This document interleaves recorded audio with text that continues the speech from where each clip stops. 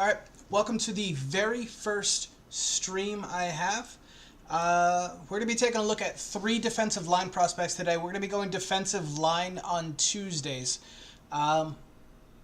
First prospect that we're going to take a look at is Bryan Bresee, or Bryan Bresee, however it is pronounced. We've got 3 games of him, one from 2022 from Georgia. We're going to take a look at one game from him, or 2 more games from 2022. Let's go get started on the first game that we have for Georgia right now. Alright, first off, he's lined up in a 3 tech. Let's see what we get. Alright, a little bit of penetration there.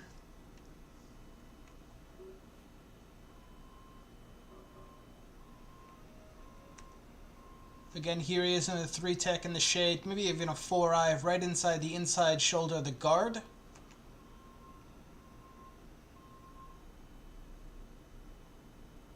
Uses his hands, gets off the ball, and goes.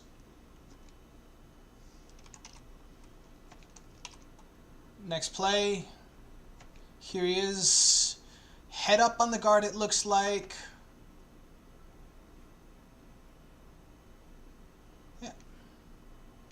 Simple, holds him up. Not really any penetration, but I'm not sure that was his responsibility at all. Looks like it's a read and react type play. So you've got a nose right here. You've got another 5 tech, another 5 tech. This is a 3-4 alignment.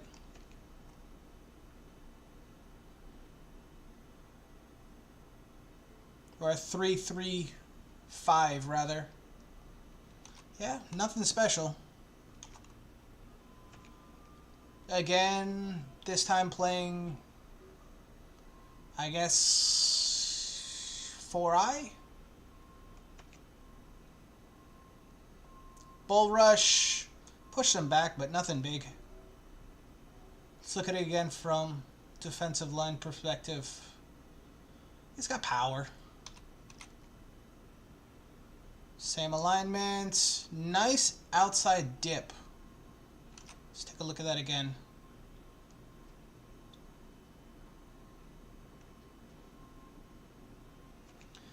This time he's lined up in sort of a 1 tech. He's right between the guard and the center. Well, 3 tech rather. Right between the guard and the center.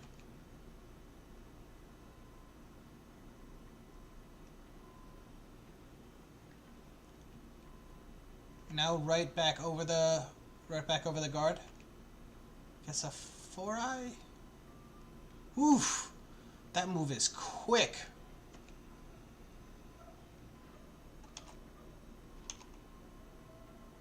Jeez! I like that. Let's see if we get a little bit more of that. This time, right in between the guard and the center. This is like 1 tech.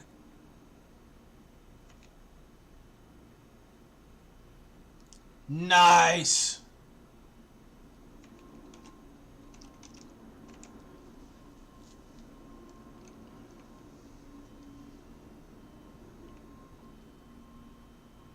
Splitting the guard in the center. Absolutely dominant there. Nice. Right into the backfield, knifes his way in.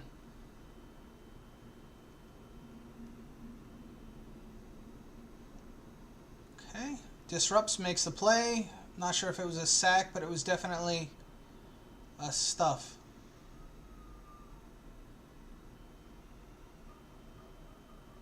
Oh, that wasn't him. He gets in front of the quarterback. Hands up. Okay.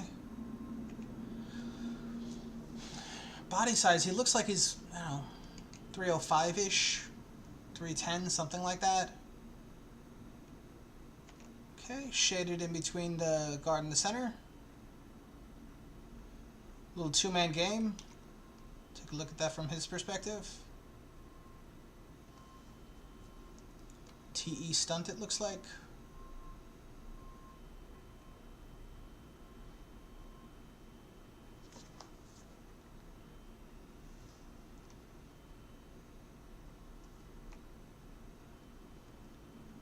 Yeah, not the most athletic play. He does wash over. He is trying to get... They are trying to play a game. He is trying to get over to the tackle to occupy the tackle so that the end gets in, but wasn't... Flow of the play was going the other way anyway. Head up straight on the center. This is zero tech. Alright. Haven't seen him get tested too much on the run game. Straight head up on the center as a... I guess he was a junior last year. Not bad. Between the center and the guard again. Oh! He is quick. That little swim move is very quick. He absolutely blew this play up.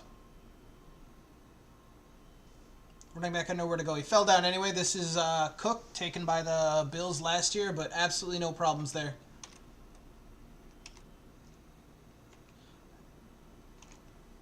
Yep. He's right in between. He's playing the one, basically. Right in between the guard and the center. Mostly over the guard, it looks like. Yep. TE stunt again.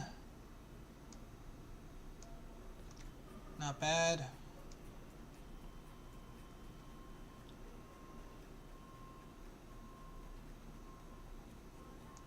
Yep. Bull rushes the tackle. Not bad.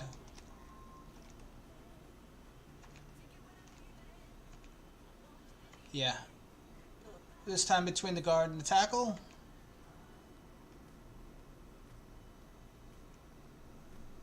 Blows the play up. Alright, so you can sort of see immediately like why he came into this year as such a highly touted prospect. You take a look at his junior year. Immediately, like, his quickness jumps. Just knifes in there. Yep. Quickness there for days. Head up on the guard. Yeah. That quickness is there.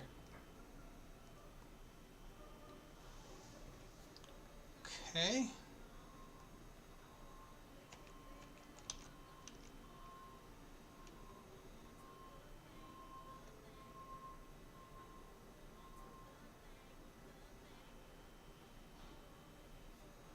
Yeah. Two-man game.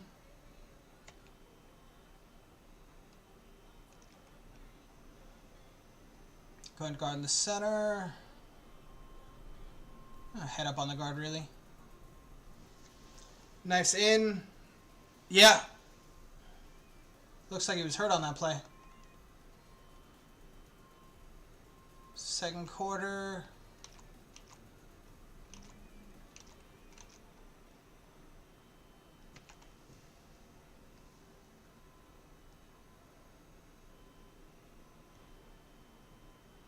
Ooh, shifts dramatically in the alignment.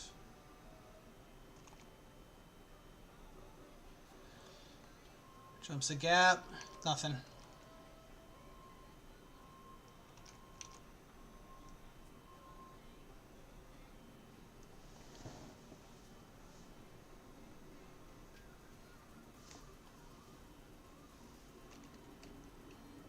Bit of a nothing play. Holds up well. Nice play in the backfield. Watch that, see how it happened. Ooh, just comes right back over the top. Floods the gap, very nice. I guess he's playing DT here again.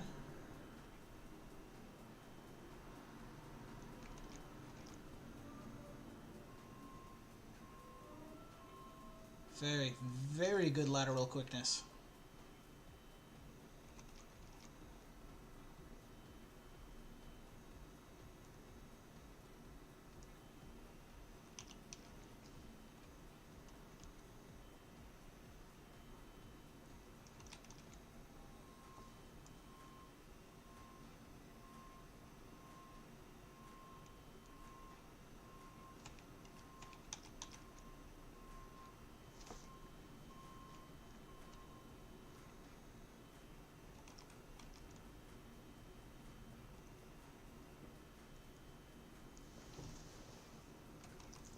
Great lateral quickness. Really, really good lateral quickness.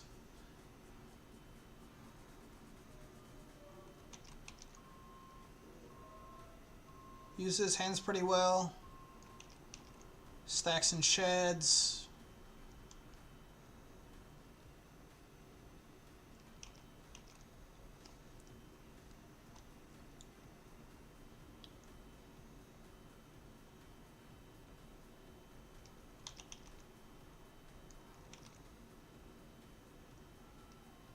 TE stunt.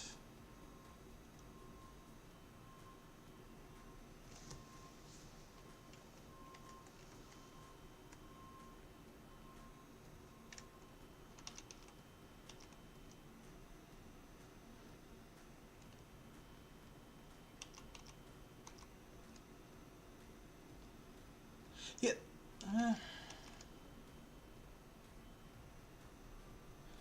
The one thing that I haven't seen from him so far, at least in this tape, is he doesn't seem to have a tremendous amount of power to his game. It seems very finesse, which is, you know, perfectly fine. You see a little bit of the bull rush on a couple of these, particularly that play against the tackle on the TE stunt, but like it doesn't seem to be his go-to. We'll see.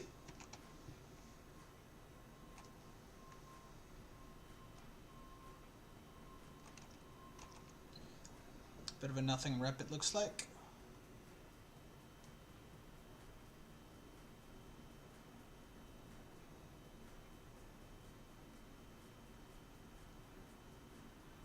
Oh, I was completely wrong. He just jumped 2 gaps. Very smooth. Very smooth. 1, 2 gaps. Not bad. He's very light on his feet. Very light on his feet. Alright, right between the center and the guard again. Man, that is a quick move for a big man.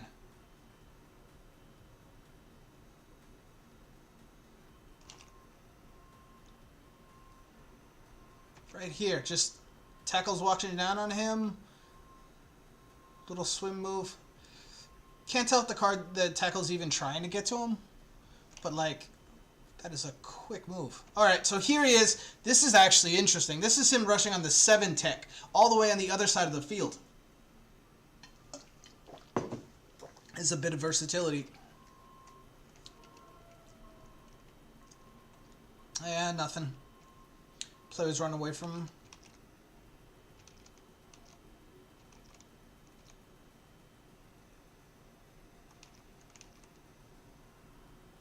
Back to the 1 or the 3. Yeah, this is a 3.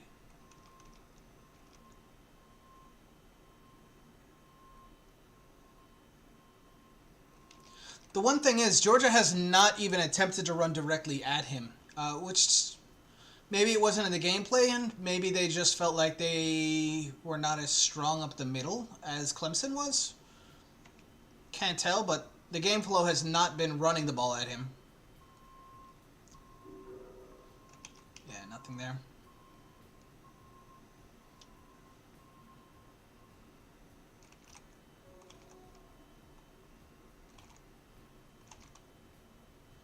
Yeah, Clemson just drops everybody into coverage. Keep the ball in front of you. Makes sense. 3 tech again. I mean,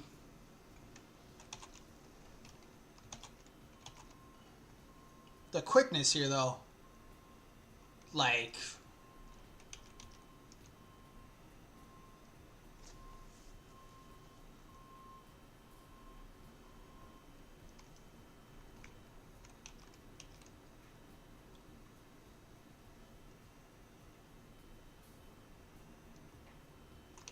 gotta see what happened here.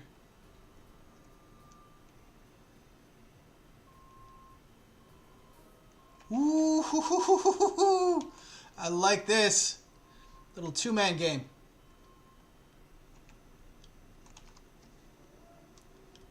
I think this is Murphy over here coming back around. His job to occupy as many blockers as he absolutely can. Open up a canyon over the middle for Murphy to come over. And boy, oh boy. Woohoo! Murphy jumps like 4 gaps, it looks like. I know we're not watching him right now, but we will be later on. This is not bad.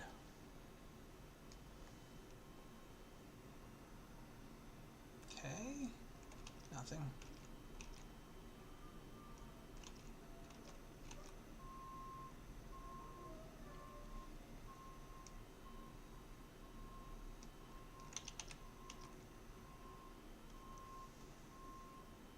So do that dip his shoulder move again? Yeah. Game flows away from...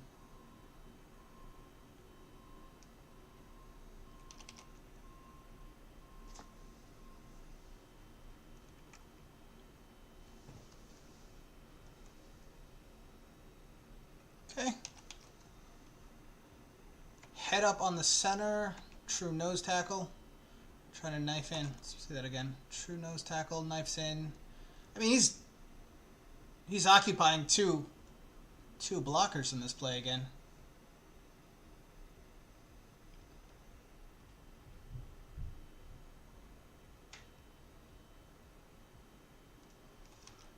He's just guessing there.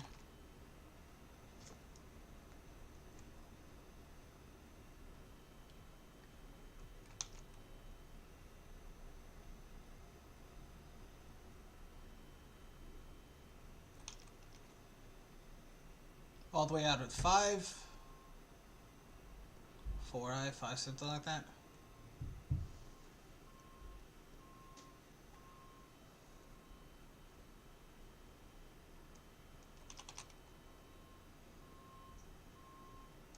Ooh! His hand usage is fantastic here.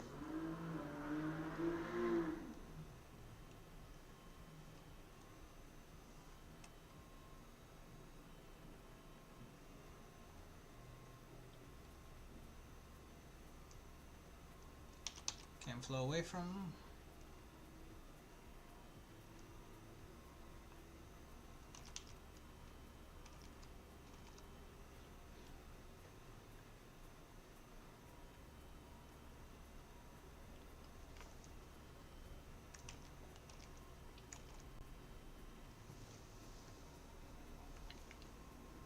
Again, like, he just doesn't seem to have a whole lot of power. Like, he just gets shoved back, the guard opens a hole at his gap, and he can't hold it. I'm not sure about his technique. It seems a lot like what they're attempting to do, what Clemson is attempting to do, is they're being very, very aggressive at the line. They're using they're utilizing a lot of stunts, which opens holes and gaps, and you're seeing...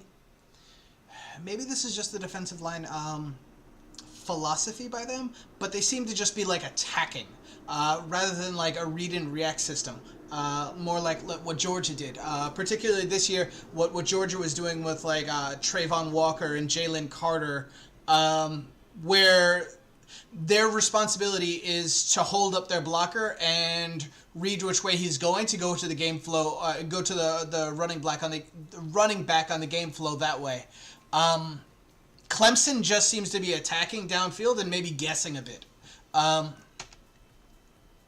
Not sure what their assignments are specifically, but like there doesn't seem to be a whole lot of like gap integrity among the Clemson linemen. It doesn't seem to be their primary responsibility. I mean, there's not that much to say here. Like, he does an incredible job. He's not being triple teamed. It looks like he is. There's 2 Clemson linemen, but he literally just sheds 3 blockers. Yeah, he sheds 3 blockers with his hands, comes in, and makes the play by his damn self. That is incredibly impressive. 4i, I guess. Head up on the guard.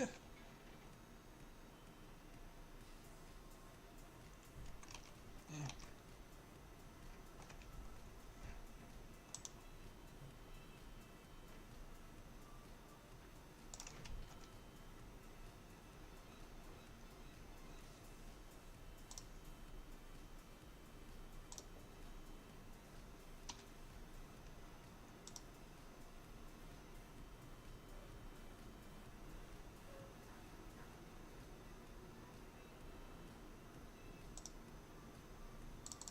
Sorry about that.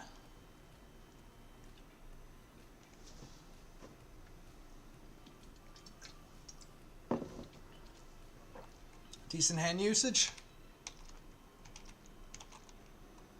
Alright, looks like that was the last play for 2021 tape. Now he's got Notre Dame 2022. So that was last year. This is this year's tape. I have to say, I did watch some of this year's tape already, and I didn't find him incredibly impressive, but, like, we'll see. Alright, good hand usage. Again, like, he doesn't seem to be holding up very well at the point of attack in terms of just power. Like, he's being double teamed. I can't hold too much about him there. Gets a little bit of movement. Okay. Something.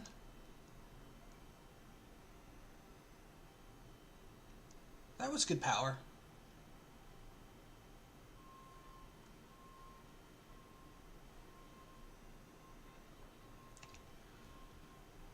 Something I want to watch out for this tape and the next tape is just, like, his size. He looks like he got a little bit leaner, which is a good thing. It looks like he got a little bit leaner in the offseason. He looks a little bit more defined, a little bit more cut. But, like, it's also different uniforms, so you can't always tell. Got another 3-tech. Yeah, Notre Dame is just... He's playing more read and react, too. You see he's using both of his hands... just to try to hold his guard, or hold his space. It's a lot more gap integrity already. And again, that might just be game flow. Might be, sorry, game planning. 1-tech. Right to the outside, yeah. Nice play. Coverage sack, really. But he held his gap.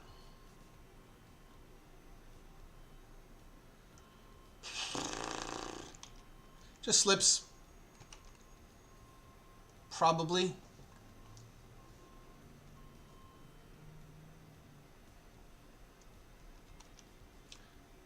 Some quickness to the outside.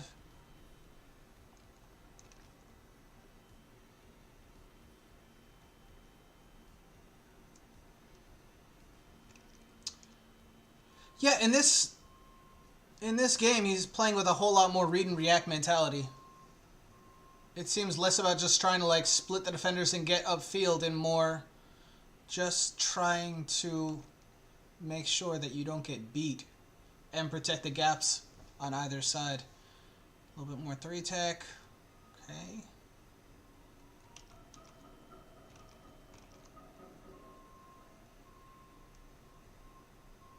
Ooh! Oh, got lit.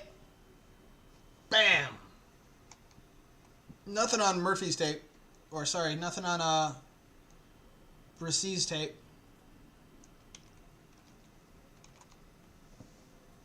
Right.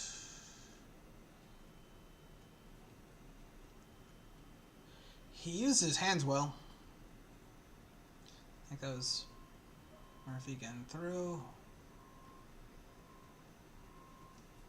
I mean, just playing coverage. This is...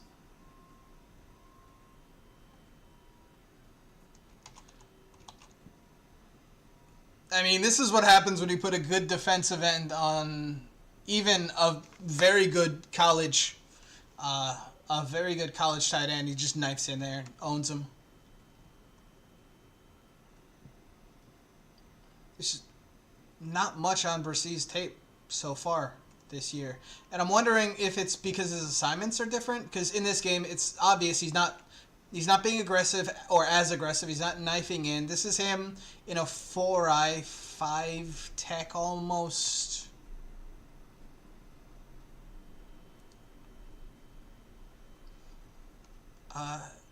Yeah, you'd like to see power. You'd like to see him really stunt the guard there, but you're just kind of not seeing it. Yeah, read and react, hold your man. He does not look I mean, he might have lost weight. He might have gained weight. I can't tell. He just doesn't look as fluid and quick. Oh, he's got no power. He's just...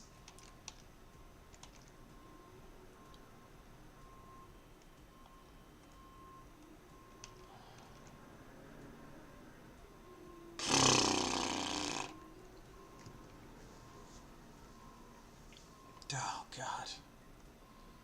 He's...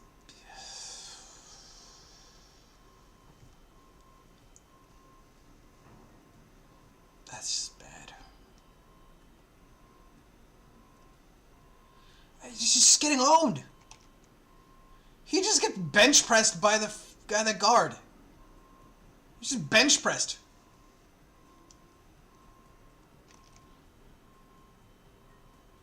Okay, this is closer to what I saw from his tape from last year, but even that, not...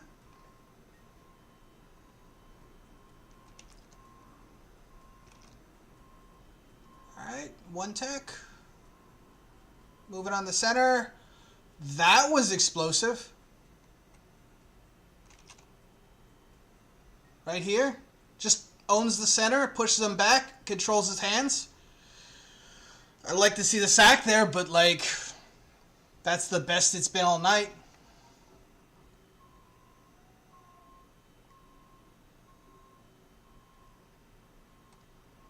Read and react. Looks slow.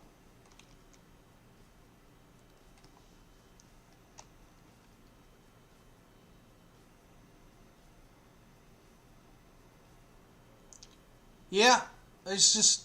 He's not getting off.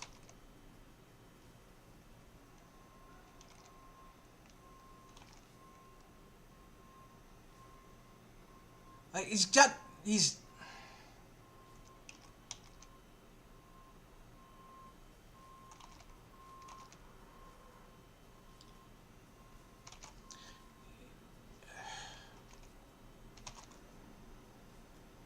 He's just not getting off.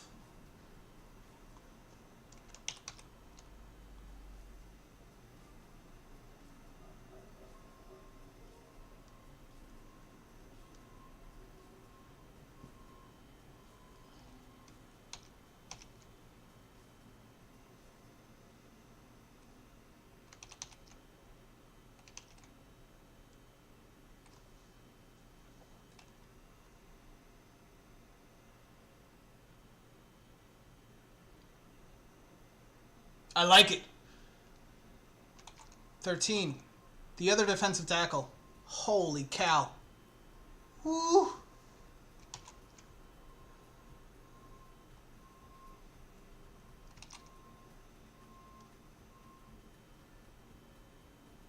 It's like just a tale of two completely different plays right here.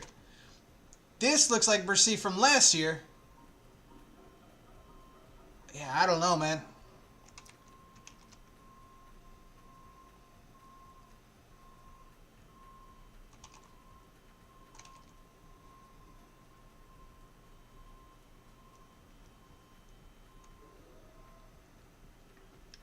So this is center? Yeah. It's a quick move.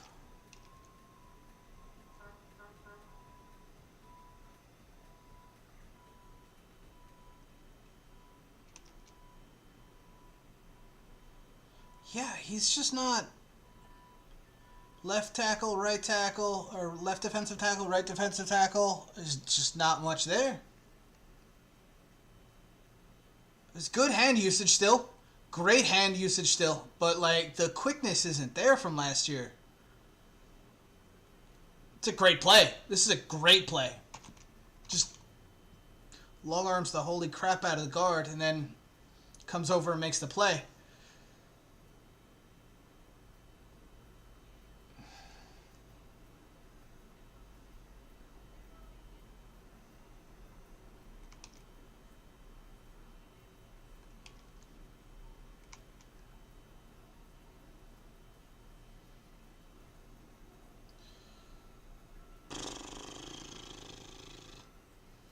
Nothing's working.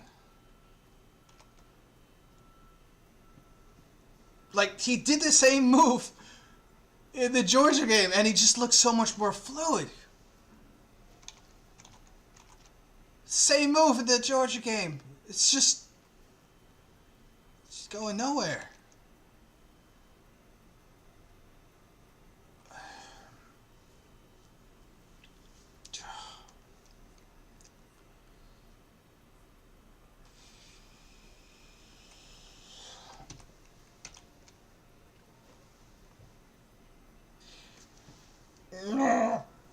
Running right at him.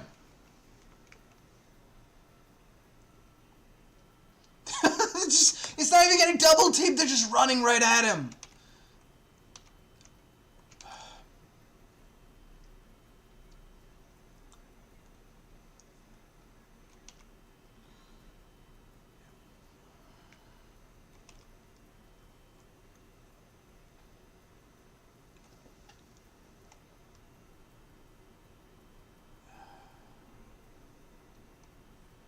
Alright, good effort. Stays alive. Makes his play. Guard sort of gave up on it. But, like, did make the play. This is a run stuff. Does disengage.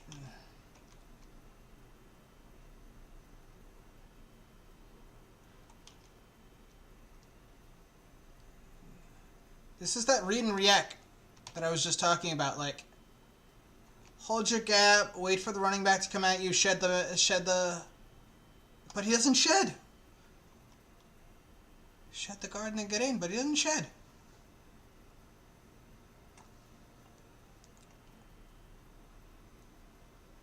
Oh, this is just bad.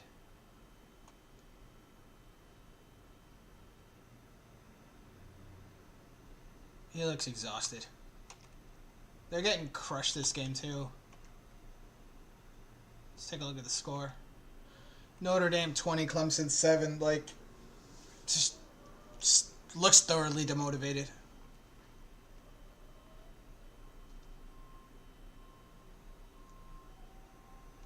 Just lets himself get blocked out of the play entirely.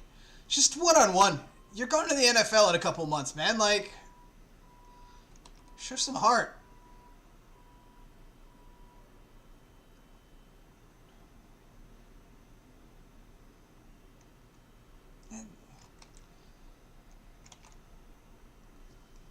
He gets double teamed here. All right.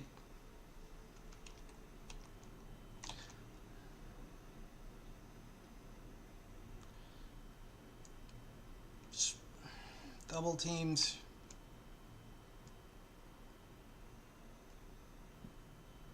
But, like, he's not even putting up that much of a fight. All right. Last game we're going to watch is Florida State, also from 2022. Let's see if we get a little bit more out of him here.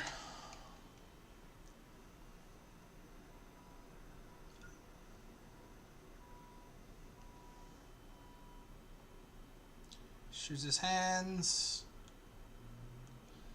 Again, like, read and react. I didn't see any of that on the tape from last year. I saw all just attacking downhill.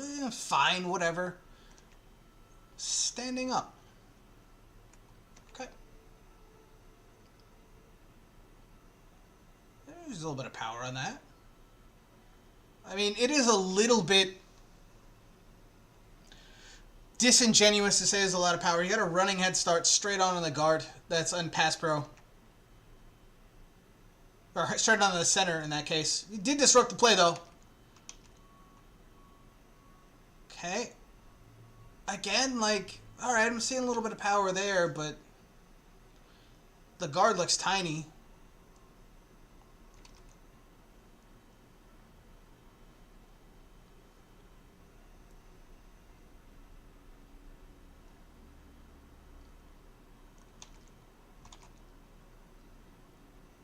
Swim move, arm over, whatever you want to call it. Play flow goes around from goes away from him, but you know, got a little bit of penetration there.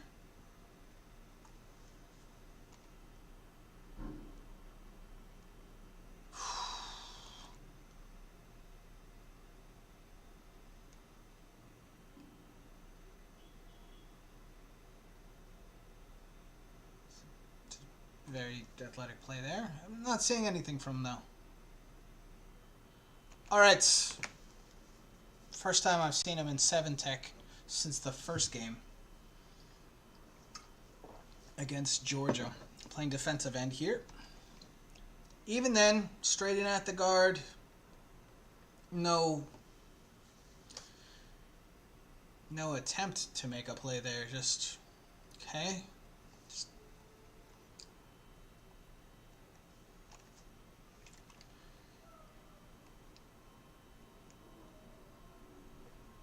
There we go.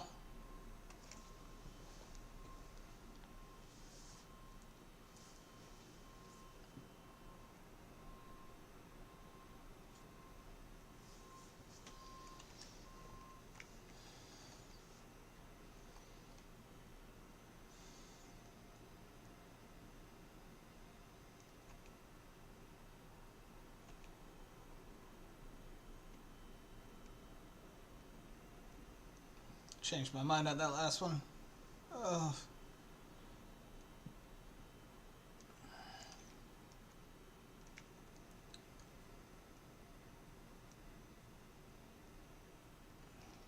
Game flows away from him.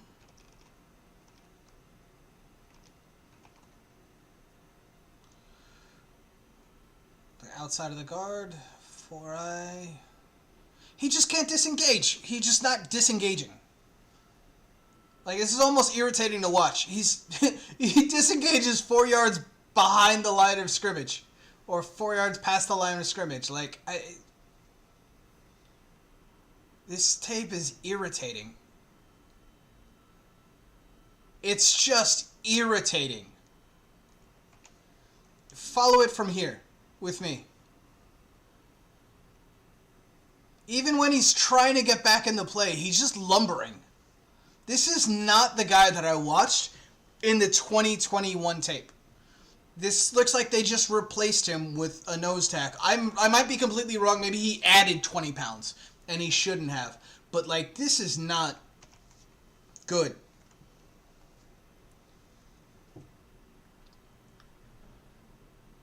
Read and react again, but he can't even disengage. I was certain that he's like reading this and he...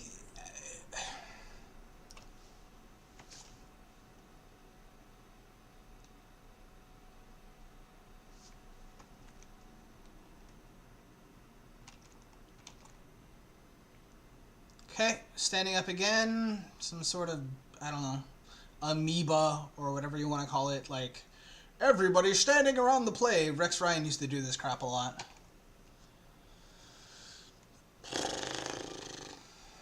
Whatever. He's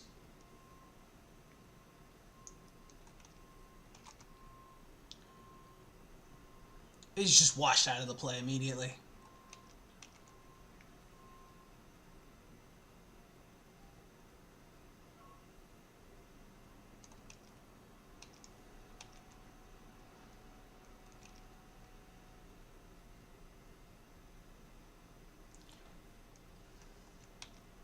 Just no penetration.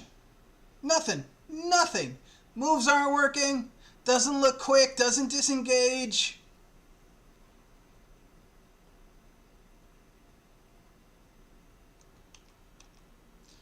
The coverage is there.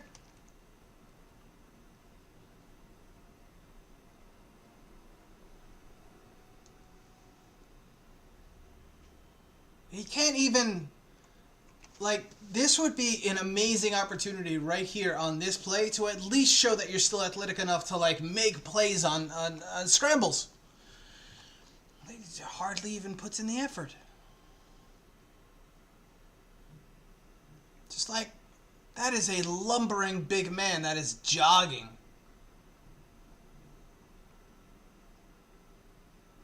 Fourth quarter, thank God.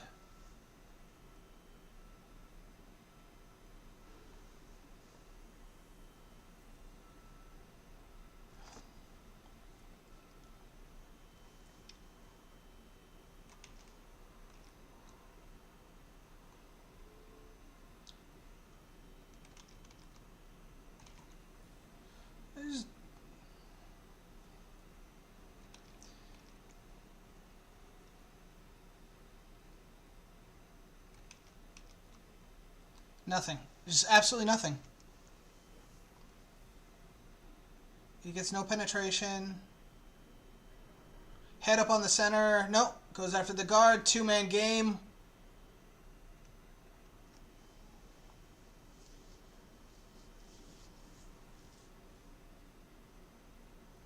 Two-man game. Gets around and then...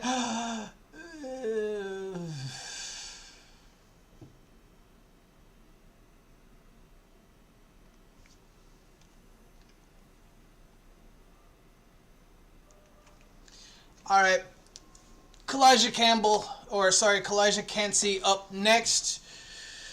Give me just a minute. I'll be right back. I need to get some coffee. This is not the most fun I've ever seen. Be right back.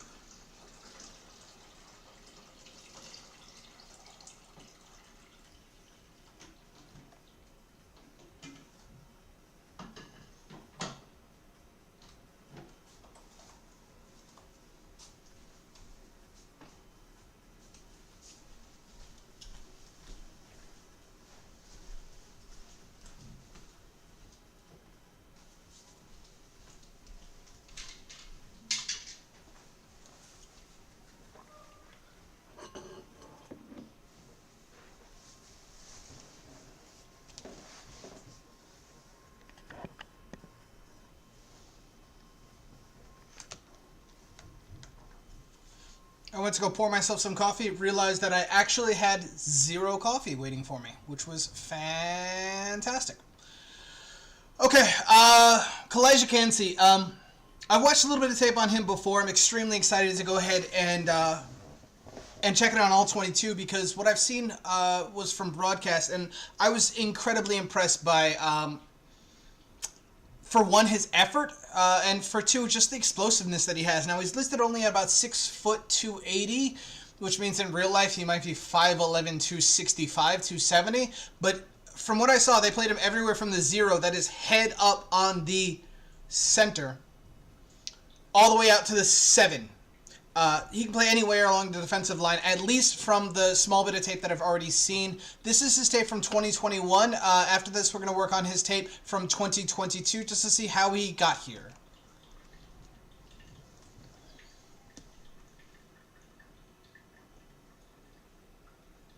Alright, so this is him right here, playing 3. Man. Just like immediately you see like the difference, the power the explosiveness of Kansey in comparison to what we just saw. Now, obviously, visually, immediately you see he takes up a whole lot less space. He's a smaller guy. So he needs to be explosive. But man, right through the center. He doesn't affect this play, the plays run against him or run away from him, but still. Other side, outside of the guard, so this is probably 3 tech. Right before the snap, jumps right over to the 1.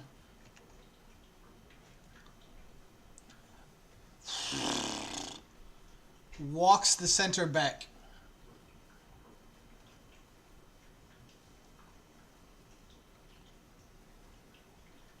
Just walks him back. Love it. Love it.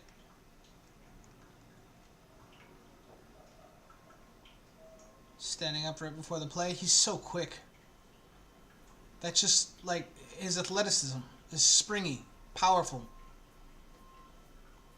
Running a little 2-man game. Opens up for the linebacker. I love it.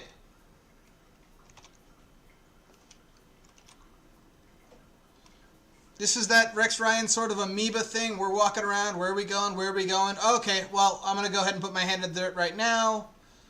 Looks like the end's going to come over. He's going to move over here. Confused. Oh, lane opens up. Bam. This is last year, so I guess this was David Howell. I like that little scheme. Here he is, playing 1 tech. Okay. Alright, not much there.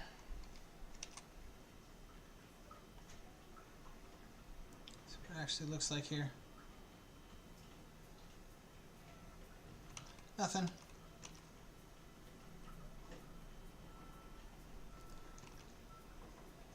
There he is. 3 tech. 1 tech. Sorry. No. A lot of quickness. A lot of quickness. Oh, this is definitely 1 tech. He's pure 1 tech. Inside shoulder of the center.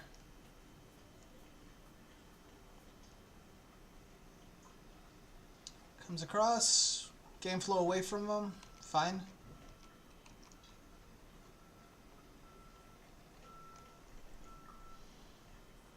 This is pure nose. Head up on the center.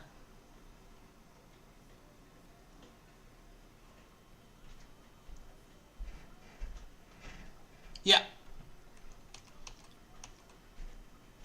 Push them back.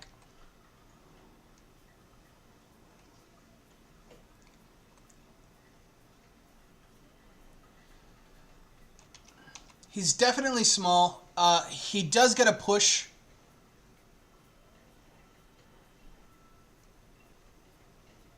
Can't disengage.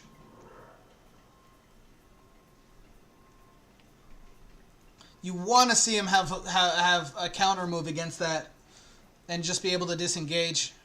Whether that's like press off or a spin move, something. He's got the athleticism to do it. Ooh, hoo, hoo. Alright, playing 1. Takes on the guard, swims right over him. Has to get blocked by the running back, it looked like, the fullback.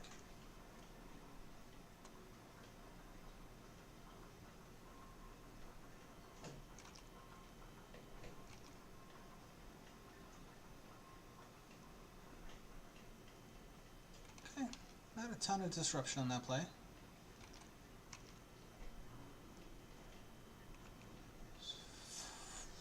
Three or 4 eyes, something like that. Okay.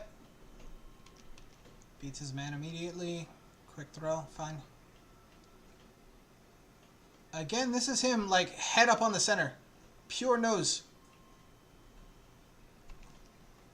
They're showing 1, 2, 3, 4, 5, 6, 7 men down at the line. A very heavy box. They just bring 4. Ooh, is that Kansey? Yeah, it is. Alright, so he's playing nose here. But he came from the outside, it looked like. It's Kansey right here.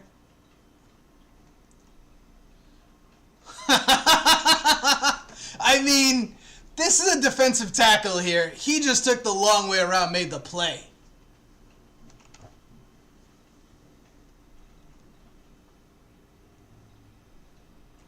Alright, they bring 5 here. They have it blocked up pretty well.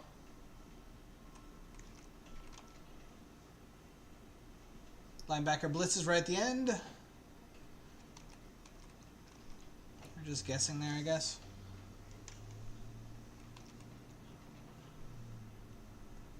Right before the snap switches over, head up on the tackle.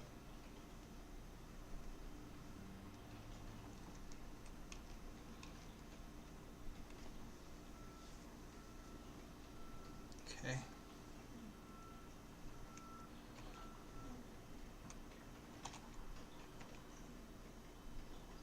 Yeah, tight end comes over, cut blocks the linebacker that's unblocked.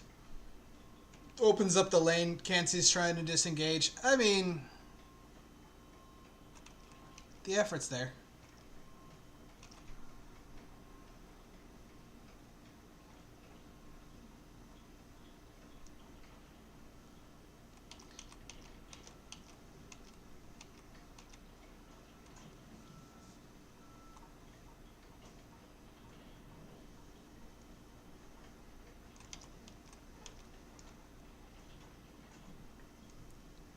This is the power that I'm talking about.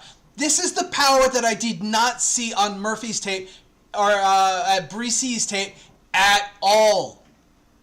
Look at this bull rush. This is a 200, and they have listed 280-pound man. Maybe 270, maybe 260. Who knows? This is a 5'10" average-sized human being. Well, height-wise, average-sized human being bull rushing a guard.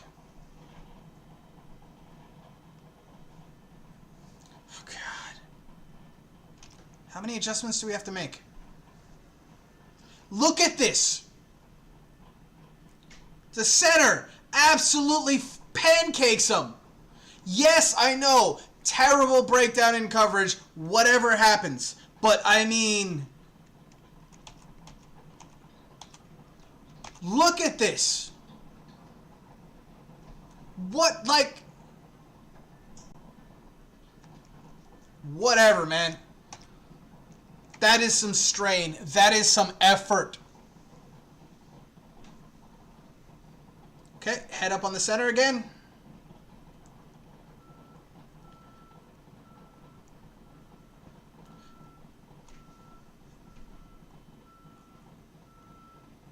Is that him that made the play on this too? Alright, so he starts out on this play. Just head up on the center as a nose. Head up on the center. 1 tech, 0 tech, whatever you want to call it. I mean, he's shaded slightly inside, so I guess you can call it a 1, whatever. Comes in, takes the long way around. Then, boom! He's the one that brings down the screen.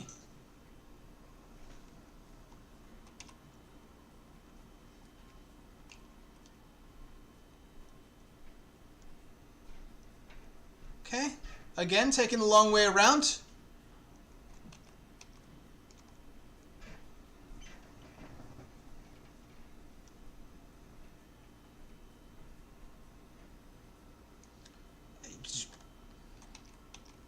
Tackle gave up on that.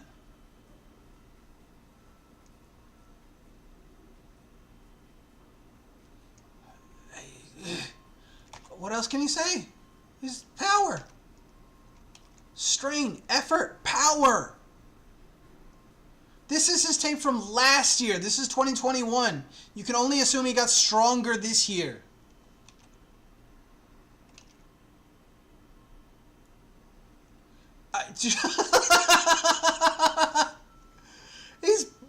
The guard probably has him by 35 pounds, 40 pounds, something like that. Just walks him back.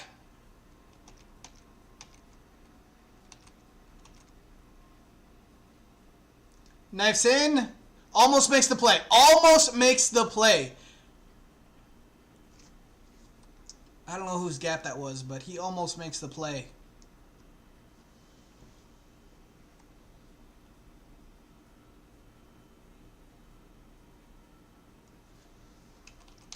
I love it.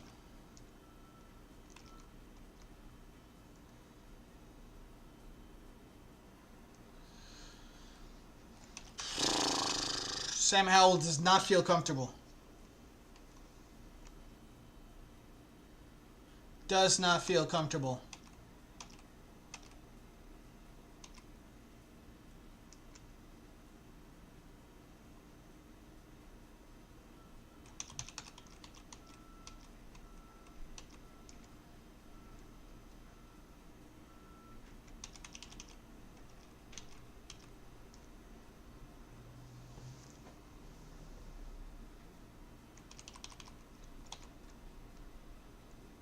Sort of read and react.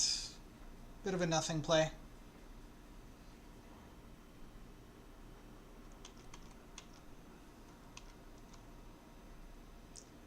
Yeah, it looks like they're trying to run that two-man game, and then the whole line is adjusted to it by this point. At least the right side. Oh boy! That's what's up! Watch him shed this block. Watch him shed this block and make the play in the backfield. Oh! Oh! I love it. Get me this.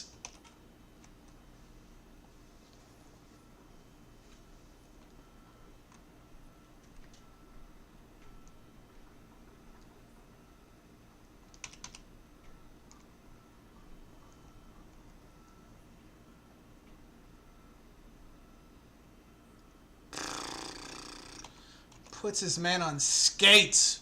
On the tackle. Puts him on skates.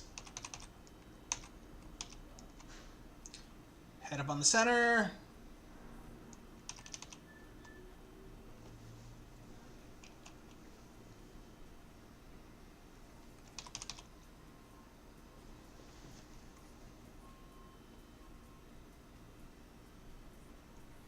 Three tech. Which is probably going to be his natural position in the NFL.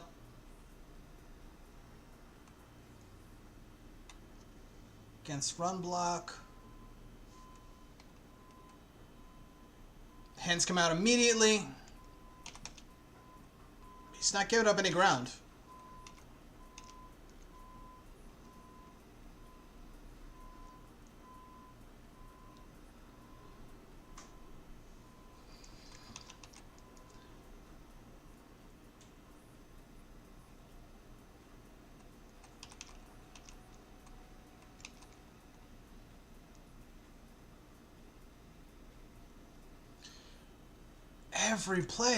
Every play, effort. He's double teamed here. In order to not totally be double teamed, you see he cuts. Like right there, this guard's coming to down block him, so they can wash him out of the play, just erase him. To avoid that, boom. He takes the shove from the guard, use the momentum to attack the outside shoulder over here of this center.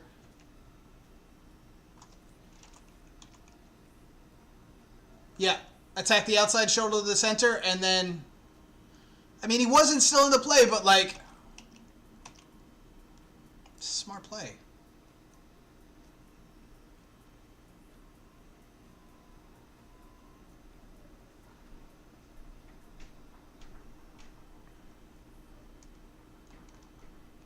All right, what I want to take a look at on this play, what I saw immediately that's particularly interesting was the spin. Spin outside, spin back inside, the agility. The ability to like stay oriented on the field where you are while you're taking your eyes off the play. Outside, not there. Back inside, counter move.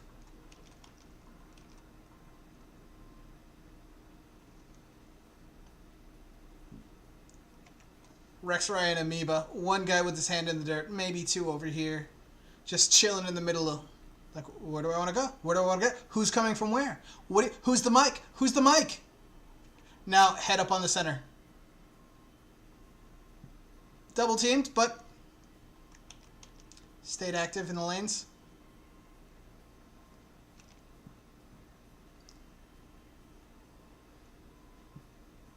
It's still strain, effort. He knew he wasn't getting there, so he stayed in the lane. Long way around. Oh, God, he's quick. All right. Here I am. I'm going to show you that I'm taking head up on the nose or on the center right immediately. Two-man game, long way around the tackle. Still almost gets there.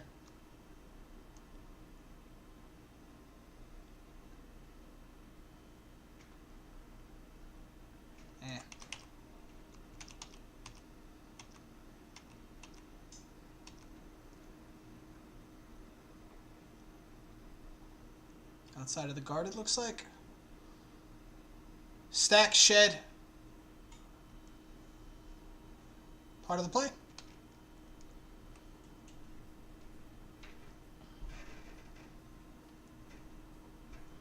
He's so small that he seems to have leverage on all of the blockers.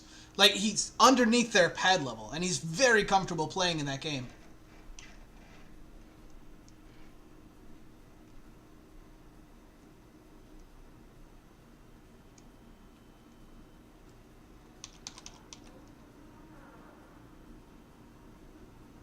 Double teamed, fine. Spin off, try to get to one man. Stay in the play. Don't just give up. Just don't give up.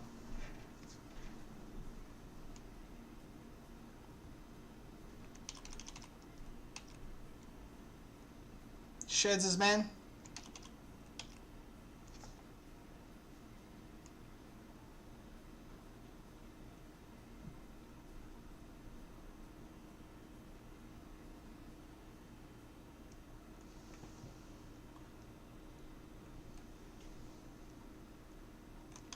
My boy just came over from the nose. From 3-tech. This looks like fourth quarter. Rushing. Howell takes off. My man, he over here trying to run him down.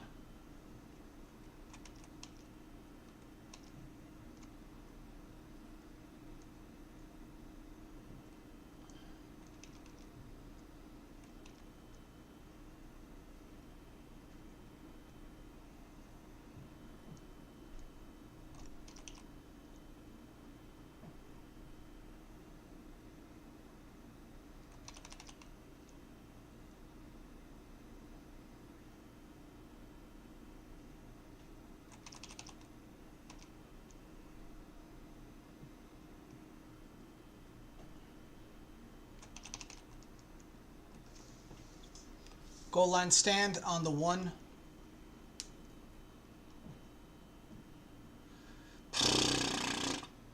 Did he make the play? No. Did he do his damn best to prevent it? Maybe. I mean, the dude's in the backfield. Absolutely, absolutely getting in there.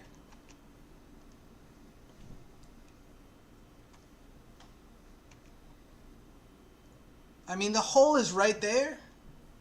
This looks like guard or tackle, or this tackle or tight end. Looks like a tight end's out here. Just has to take care of one man, but he makes it absolutely difficult. He makes it hard. He knifes in there.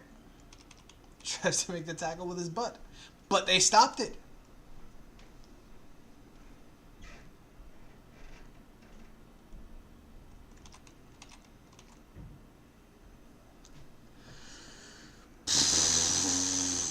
My man!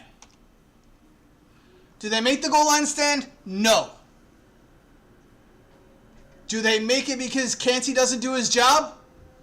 No. This is a 260, maybe 270 pound defensive tackle doing his goddamn best to plug up a guard and catch the quarterback in his arms.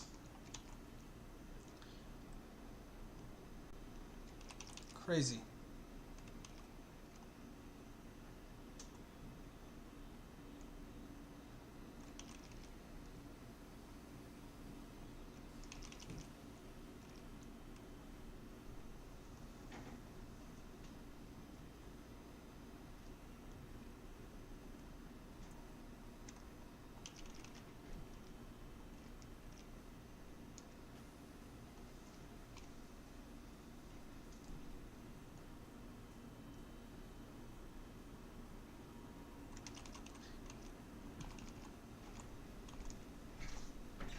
Yeah, just quickness. Just quickness. That R move or swim move, whatever. I like it.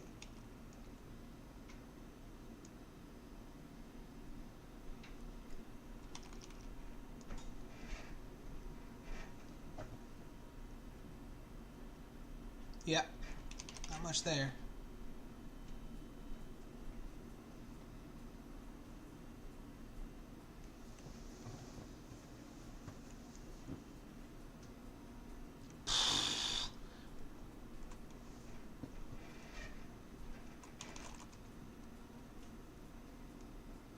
Bull rush makes the play.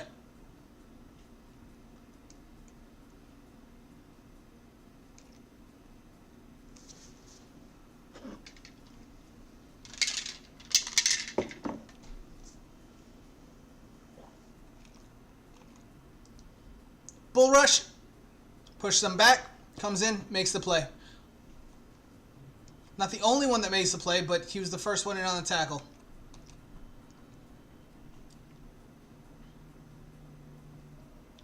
Jesus, he's quick.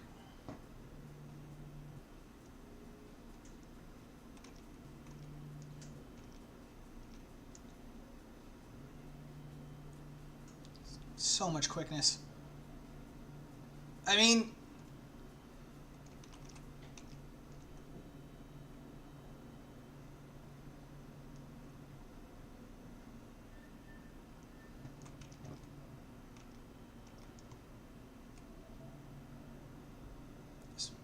stack some.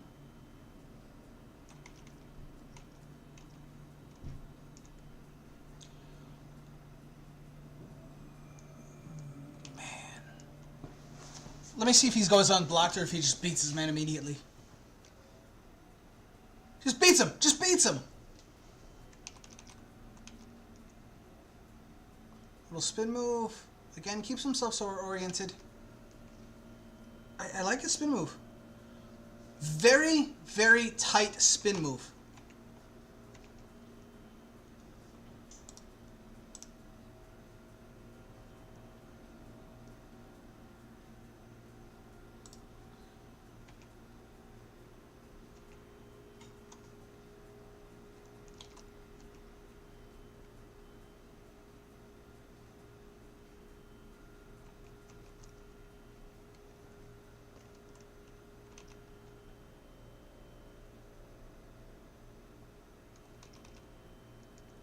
Alright, a little bit lower than normal time.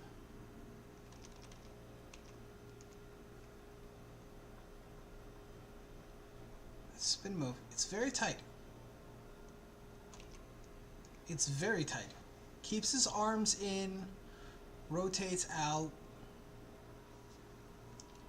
and immediately gets leverage on the man's outside shoulder. Like,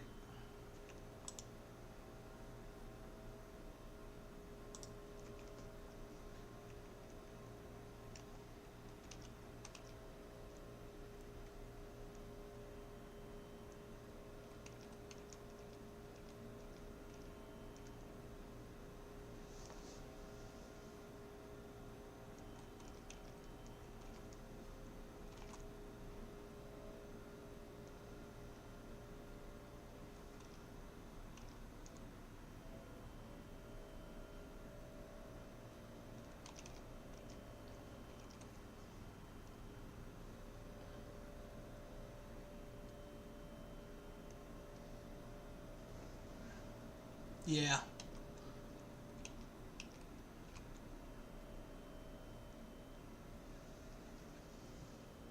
Bro, this is Kansey making this play.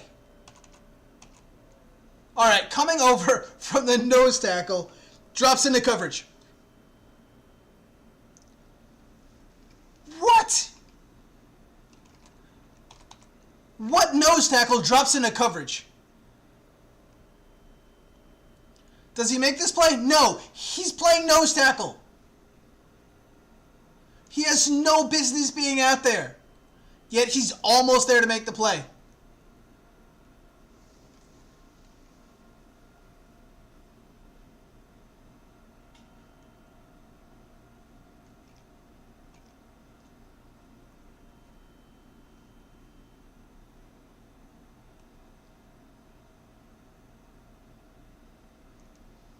Holds up. It's not getting washed down at all.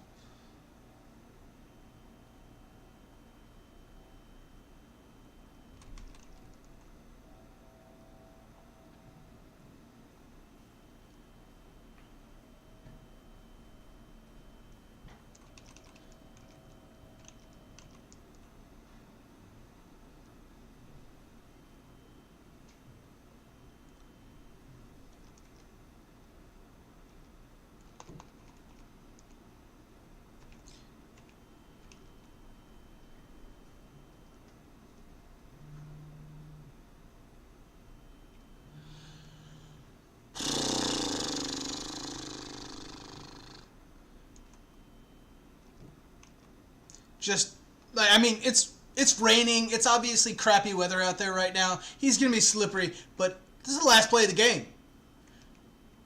Just absolutely handles his man. Knifes through. Yes, there was a cornerback blitz or a safety blitz or whatever. Let's go ahead and take a look, see which one that is. Looks like a safety blitz on the outside. Like, yes, this is happening, but he is one-on-one in his man, and he just beats him like a drum. Like, if this play doesn't happen, this cornerback doesn't get there, Kansey is still in on this play. Like, last play of the game. What can you say? What can you say? Just absolutely incredibly quick. Like, cat-like reflexes at this point. It's kind of stunning. Just like, I get that he's 260, 270 pounds, but he is quick. Quick. This was last year. Let's go ahead and take a look at his film from this year. Again, lined up at the 3-tech. Actually, let me take a second before we go ahead and get started. Let me go ahead and get some coffee.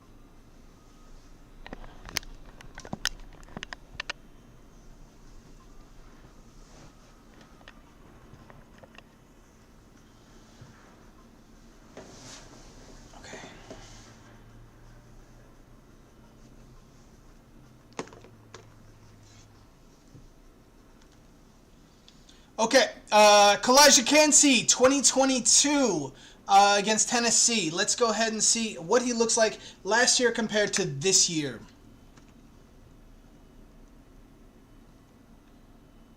Cut blocked. I mean, first off, on this cut block, not super impressive. It's fine. 3-tech. Quickness, moves that.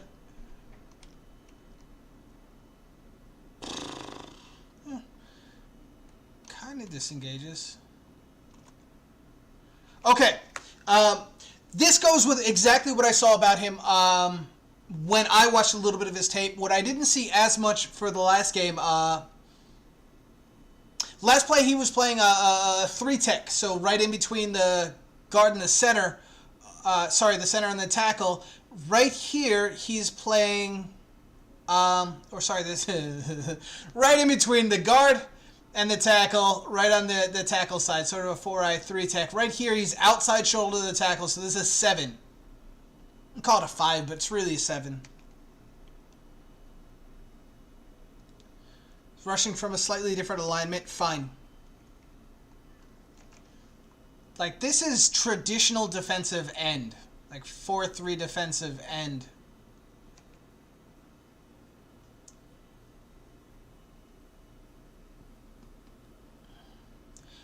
This tackle from Tennessee is somebody I'm going to watch tape on a little bit later on. I'm a huge fan so far from what I've seen. Power.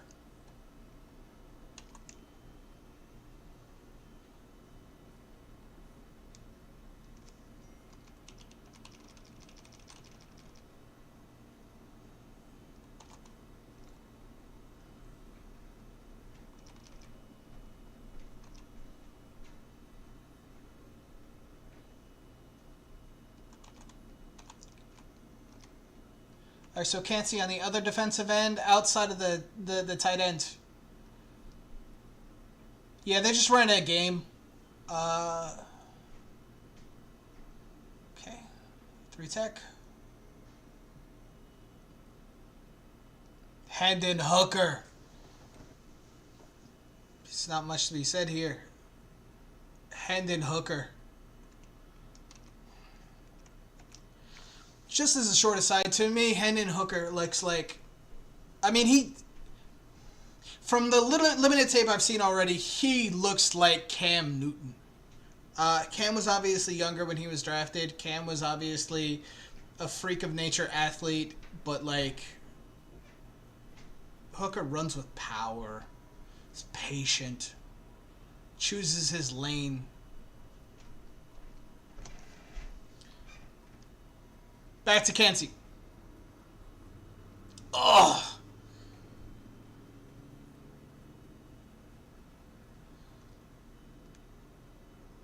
Alright, I have to stop watching the pass play. Stop watching the pass play. It's hard when it's fun. 3-tech. Sheds his man. Gets in on the play. Nothing you can see. Just nothing else. Power, sheds his man, gets in on the play. Almost strips him. Quickness. Doesn't get there, but fine. Quickness. Double teamed. Fine.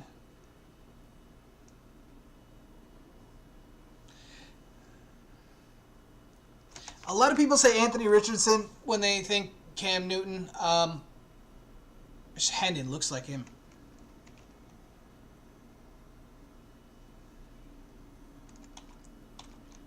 All right, so here's Kansey, two-man game. He takes on the tackle. 58 right here is going first round. This is a good matchup. God, look at this power. He stands the center right up. Stands the guard up.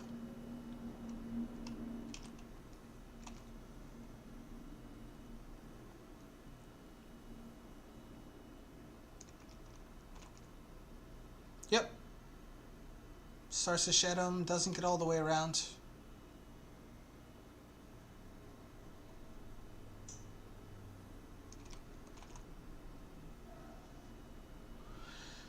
I mean, he jumped 2 gaps here and got in. Starts out.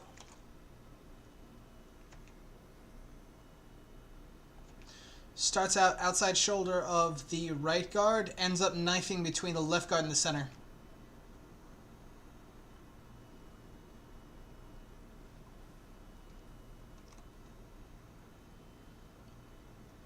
Oh, man, I love this move.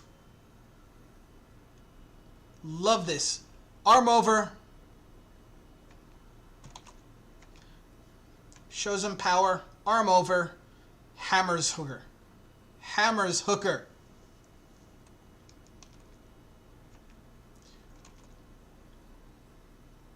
Oh my God.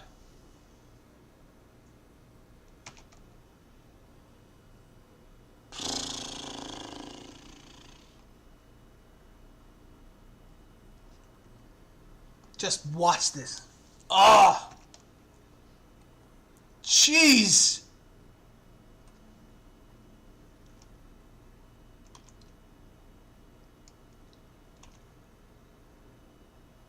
Gets in on that play too. Like, does he make the play? No. but, like, he should have been washed out of it.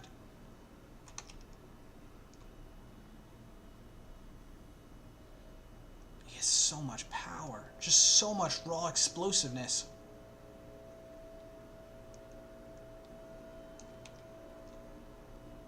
Yeah. I mean, he just makes the play by himself. This is an undersized defensive tackle. An undersized defensive tackle.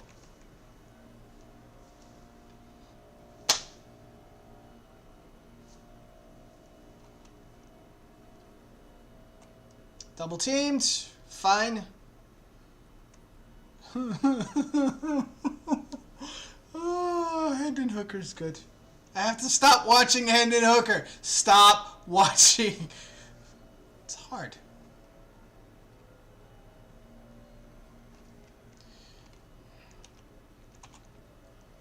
I mean, he's getting washed down by two men.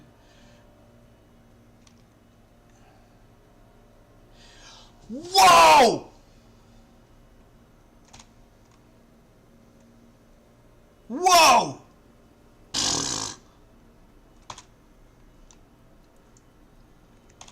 I'm watching this again. Just what? What? What? What? Fine. He's good.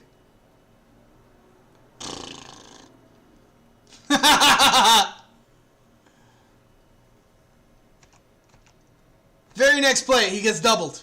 What does that do? Everybody else gets a 1.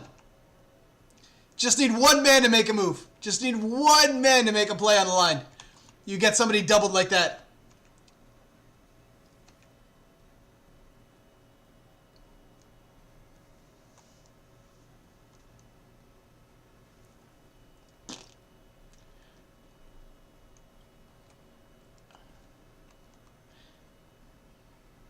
Can we just appreciate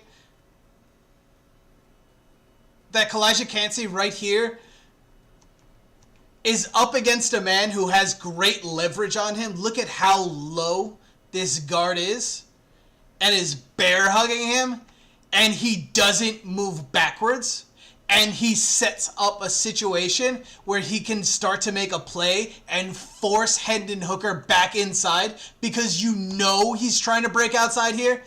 You see him going out here, and Calijah Campbell on a guard who has leverage holds his spot and forces this, what would otherwise be at least a first round, maybe a 15-yard run, 20-yard run, back inside where there's nowhere to go.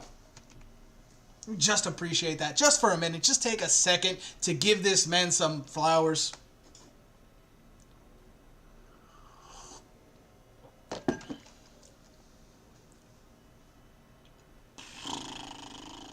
Power.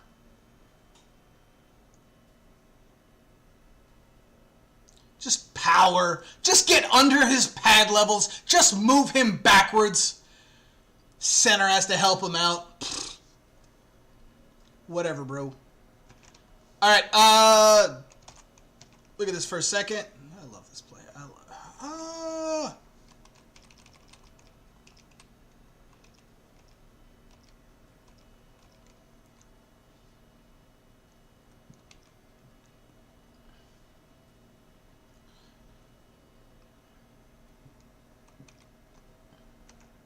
Alright, this amoeba formation.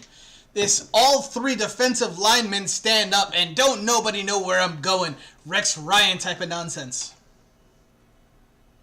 Is that a false start though?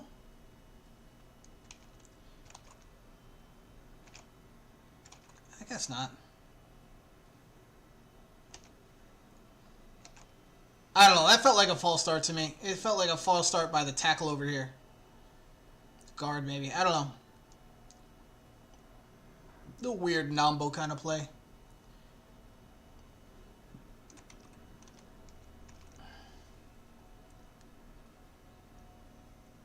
Quickness just off the snap.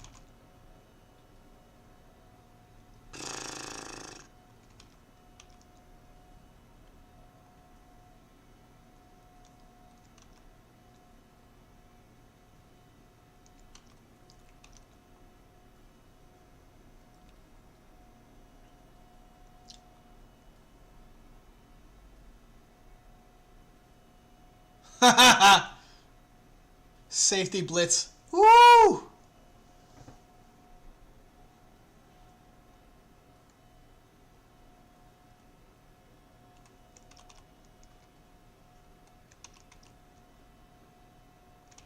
Alright, standing up, 7, with a wide 9 outside of him, threatening the edge. Let's see what he does. Just bull rushes. Just bull rushes a first round pick tackle. Just bull rushes them. Love it.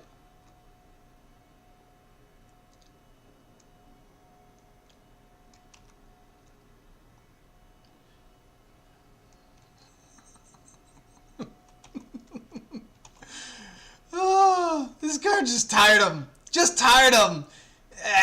Fling him, whatever. Just tired him. Just tired him. Why? How would you feel having to play against a guy that was minimum 40 pounds lighter than you? Every single play, just jumping from gap to gap, just annoying you, just being a pest, trying to knife in, bull rush you occasionally. Just throw him. Just a pest.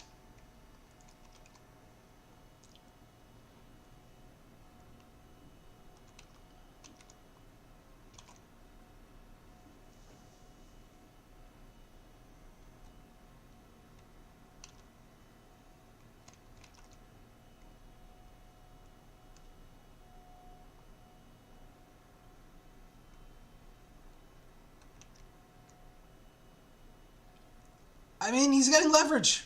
Continues just getting leverage. Plays running away from him.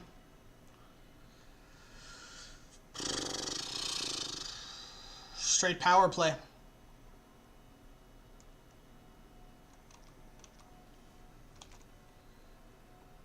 Again, game flow away from the play.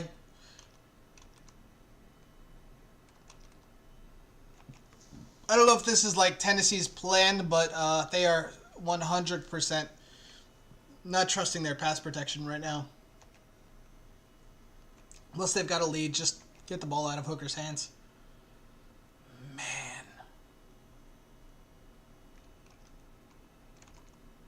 Just look at this. Just he's a nightmare. An absolute nightmare. This is the fourth quarter. They are down. He is still coming.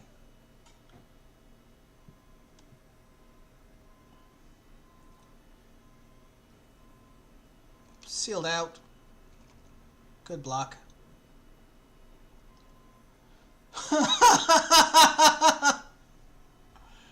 Fourth quarter.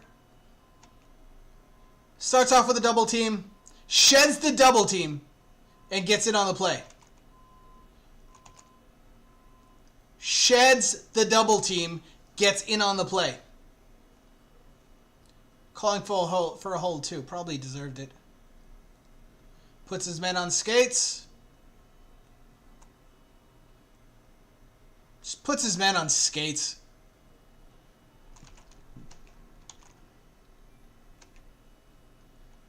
You can tell how much power he has.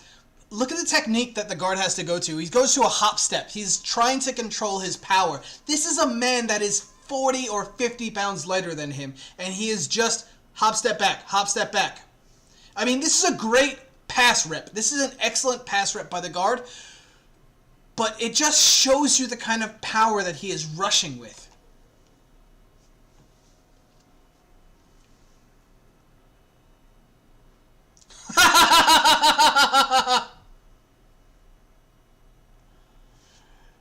Alright, let's watch this. Alright. Kansey ends up on his butt here, but like, you can just tell, it's just miserable. Just like, the center is just trying to punish him a little bit. Like, just miserable to have to play against that. He's just, Robert Saleh calls it a bowling ball made of butcher knives. A bowling ball of butcher knives. Calijah Kansey.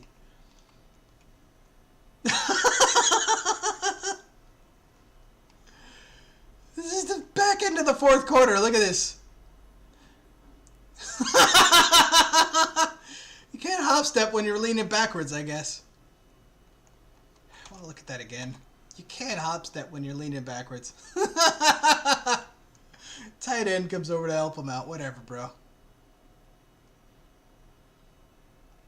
All right.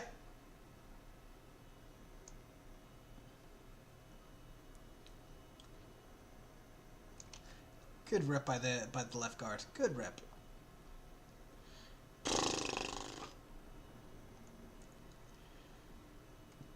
Every play, he's shoving him back. Every play.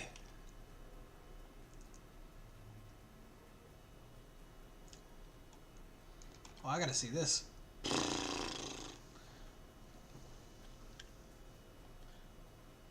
So who is this that makes this play? Yep, basically comes unblocked, this defensive end. Is that a little two-man game? Yeah, it is.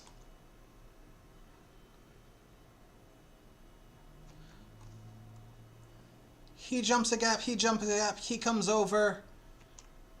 Leaves some kind of open lane here for the defensive end. Easy play. Well done. 3 tech. Oh! Oh, I love it. I love it, though. Again, everybody's just jumping a gap. Everybody's playing a game here.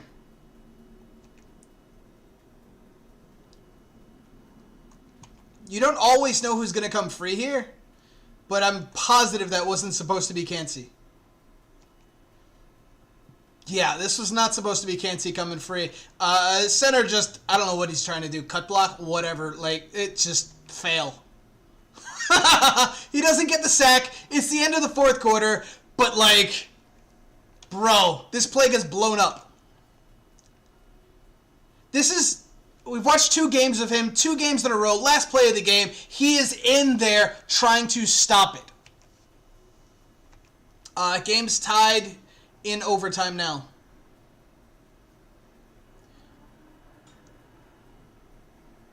Let me just talk for a second about the significance of 2 games in a row. We've only watched 2 games of him, and in both games, on the very last play, he is in there. This is like... The significance of this to me is something when I see Aaron Donald do almost the exact same thing. Everybody in the field is exhausted. You've played 60, 70 snaps by now. He's doing an exhausting job every single play. Bull rushing, stunting, doing something. The very last play your team needs you, you are getting in there.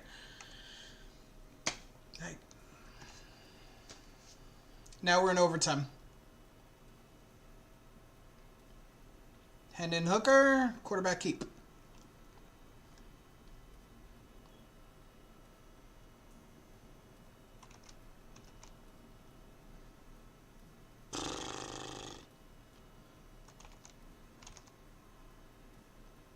Right here, just bull rushing.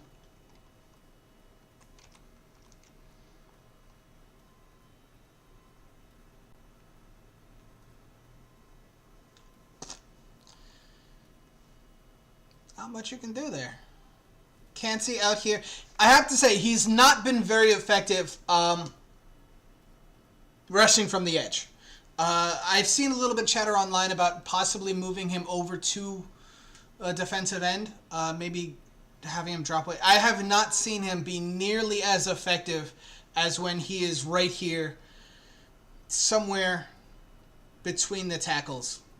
Anywhere around torturing these guards and centers that are just not as quick as him. I haven't seen nearly as much dominance on the outside.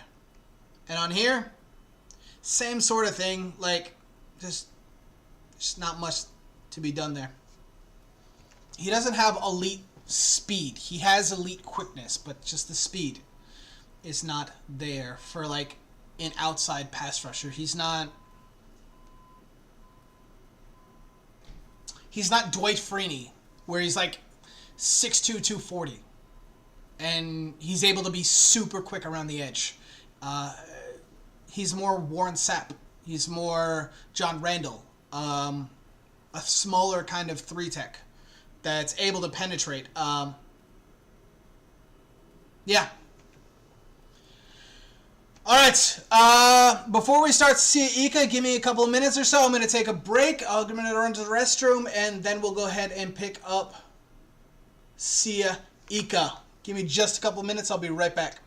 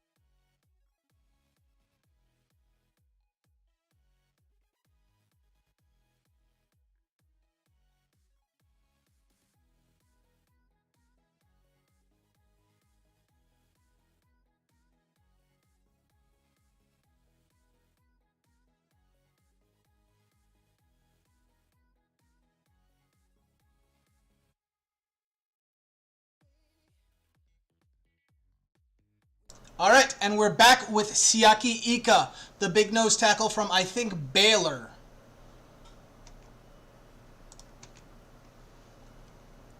This big fella right here. Immediately just head up on the center.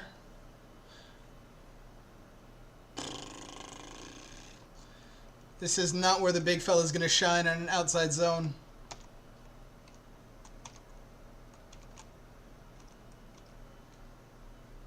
Yeah, just straight head up on the center. He's a run stuffer. That's all he's in here for. In that big bear 4-point stance. Looking like, I don't know, looking like Tony Saragusa or Ted Washington. On skates. He's not going to move laterally for you. This is his junior tape, by the way. I should have mentioned that. This is from 2021. We'll check out his 2022 in just a minute.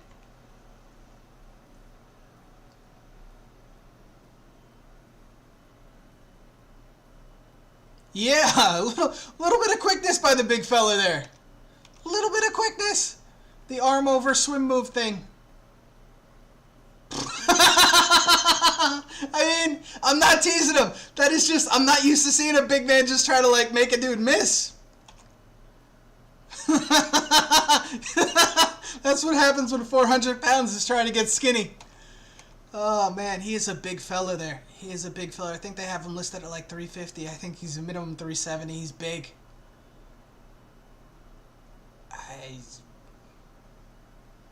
Let's take a look at this again. This is where he shines.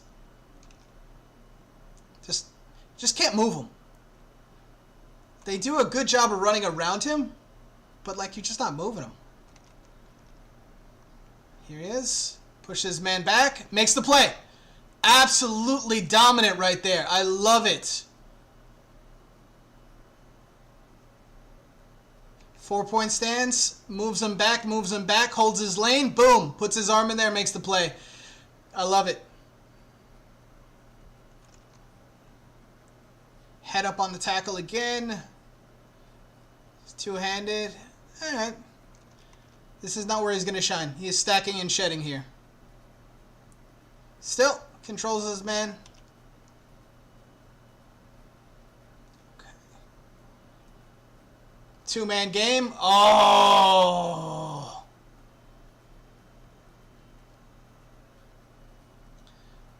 All right. He just holds up the center right here. Starts a two-man game.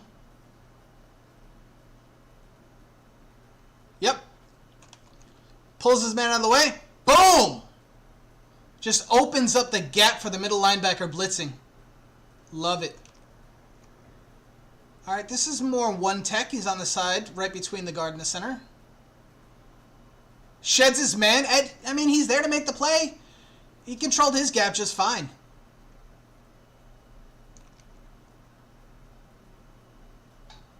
Controls his gap just fine. Linebacker is not there to make the play.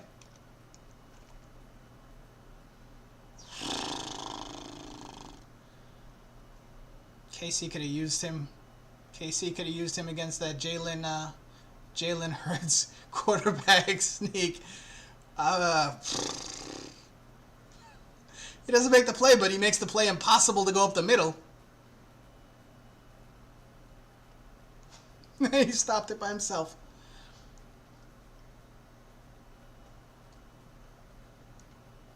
All right. Head up again. All right, so here he is, head up on the guard, so sort of a 3-tech.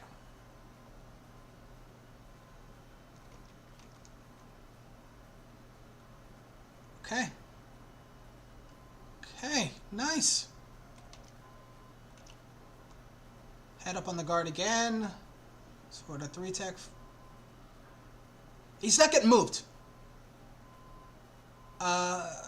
He's doing exactly what you're expecting a big fella to do, a big fella nose tackle to do. He's just not moving.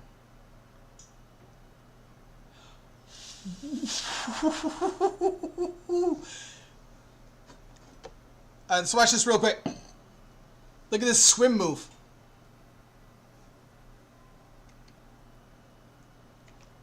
I mean, they're trying to down block him.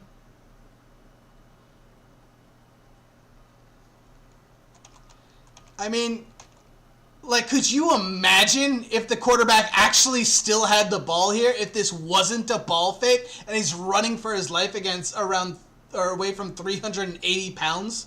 Ugh. He's quick. He's quick for a big fella.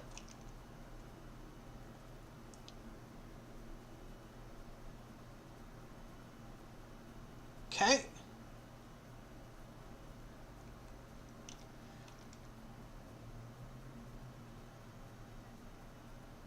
Dips under. Slightly more effective. I can't tell if that was the blocking assignment they were going for. It was always going to be a quick release, but it's not getting moved in the run game, and it's taking 2. It's not getting moved in the run game, and it's taking 2.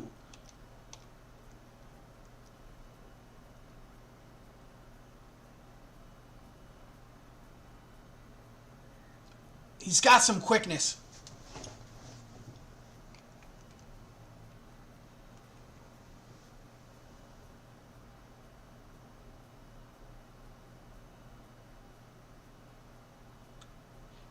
I mean,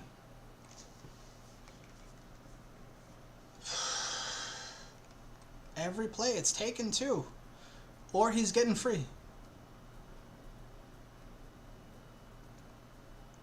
Nice pull, I think, by the center there. Center, yeah. Center gets to the second level on that play.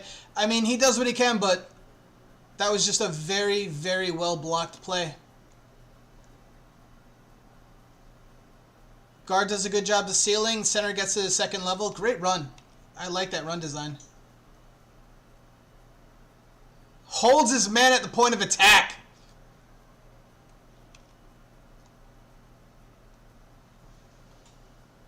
Just looks like yeah, it's a zone scheme. It's nowhere to go.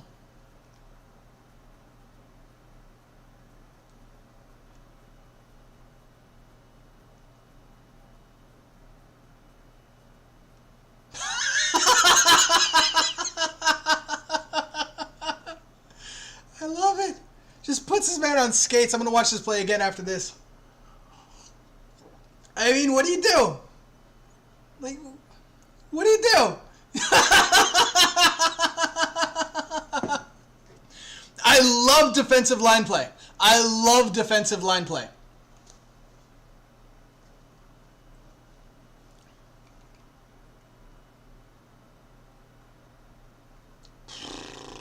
Just walks his man back into the quarterback.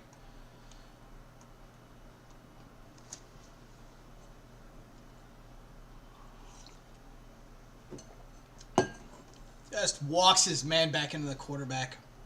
Excellent, excellent rush on the other side. I don't usually like to do this, but take a look at number 3 over here. Look at the way he fires off. This is a blitz. I guess this is a corner blitz, safety blitz, something like that. This guy looks tiny. Love it. Little ghost move right around the back. Boom! Good scheme, good execution. Big fella again. 4-man line. Looks like they might be bringing 5.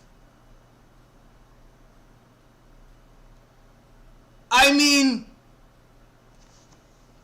that is nose tackle play right there. That is Hawali Nada.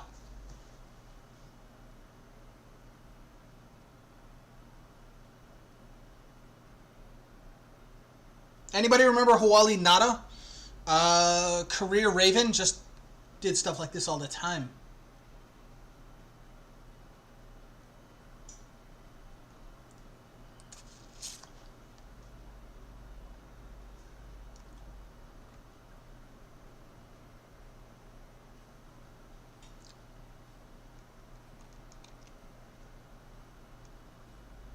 Stacking his man.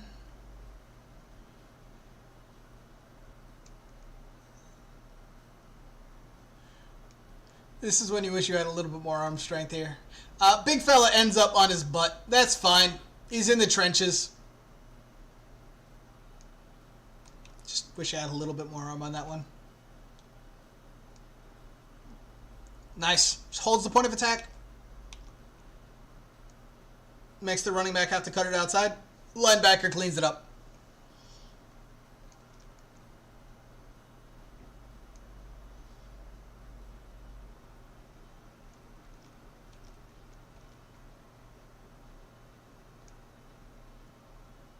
Occupies 2 blockers. 1-on-1s for everybody else. All you're looking for. Oh my God!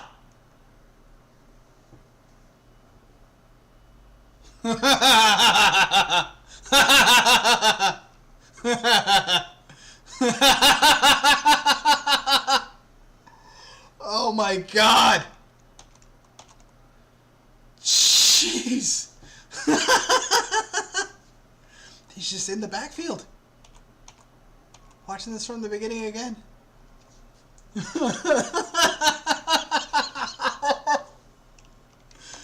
Look at this fullback. Look at this poor fullback. Tight end, whatever. Oh, God.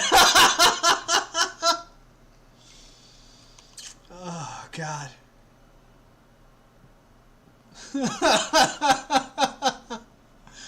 Oh, man.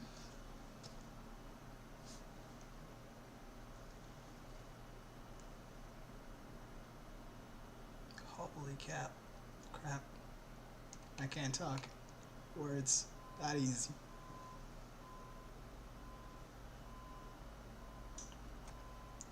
We are watching Siaki Ika. This is his junior year out of Baylor. Right down here, this big nose tackle. He has absolutely been wrecking things. Yeah, Siaki. Yep. Absolutely been a nightmare so far. Big fella. He knifes in a lot. I'll post all of the VODs a little bit later on, but like he's been a nightmare. Holy cow. I mean, the plays run away from him, but he's exploding right at the point of attack.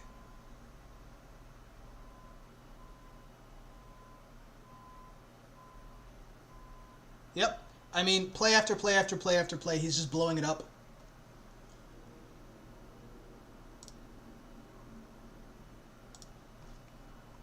Whoops. Yeah, he's just in the backfield constantly. He's a nuisance.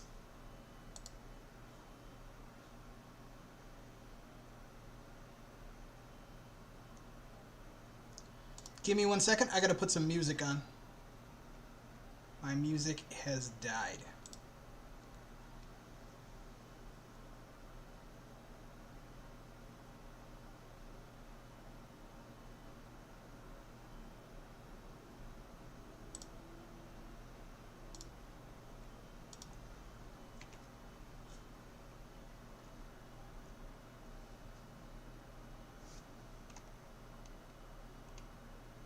Acorn, you absolutely just missed me. I was laughing maniacally at one of his plays. But yeah, he just puts his man up in. He puts his man on skates every single play. It takes two every time to block him, and he's still absolutely wrecking everything. This is his junior year, though. I watched a little bit of his senior year. I wasn't as impressed, but we'll get to his senior year in just a minute.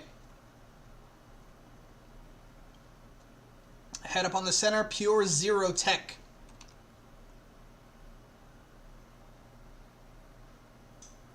Yeah, I mean, it's taking two to block him every single time. It's freeing up the middle linebacker, and like the run game's not going unless it's going outside the tackles.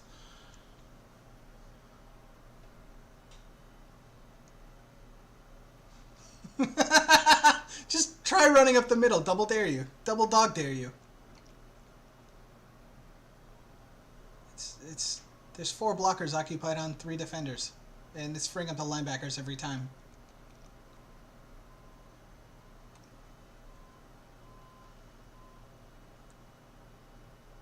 Gorgeous.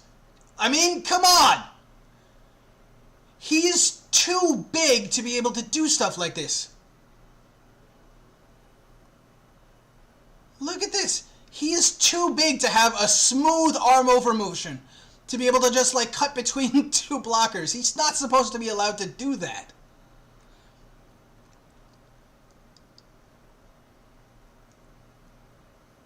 Yeah. Just moves him back. It's fine. Their run game is only coming outside the tackles.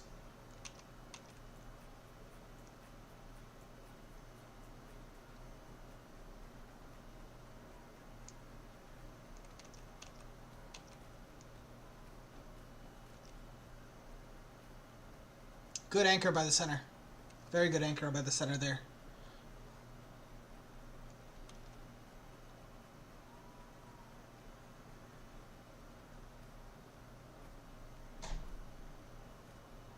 I love it.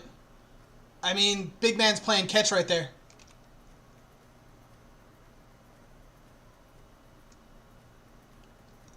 Look at this cut. Look at this cut block. He just moves. He dances out of the way.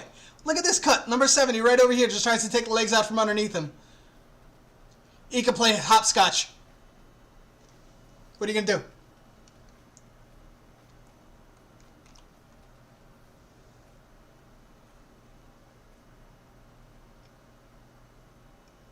Look at this.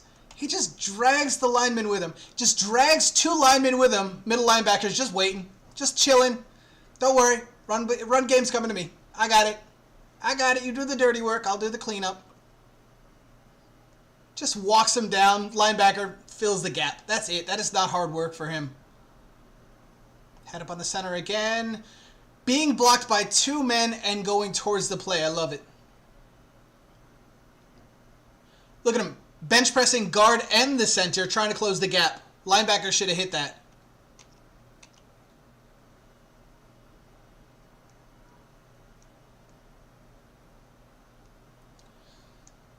Okay.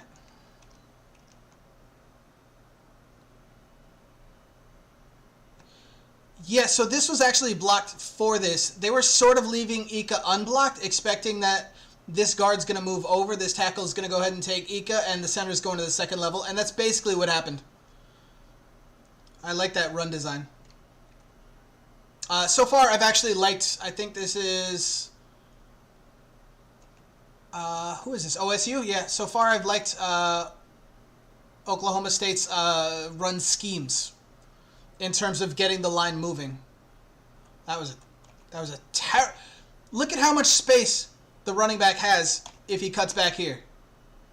The whole flow of the game's going over here. He just has to make this one linebacker miss. He's got 3 blockers out here in space. And he goes after the 380-pound defensive tackle, and surprisingly nothing happens. Watch this again. Like, you just have to make this man miss. Like, he could just eat some small snack.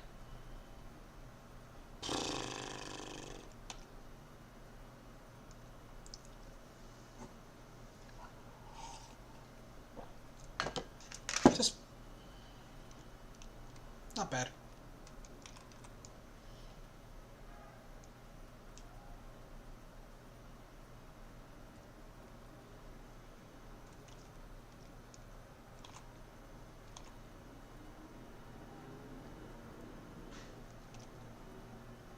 Head up on the center.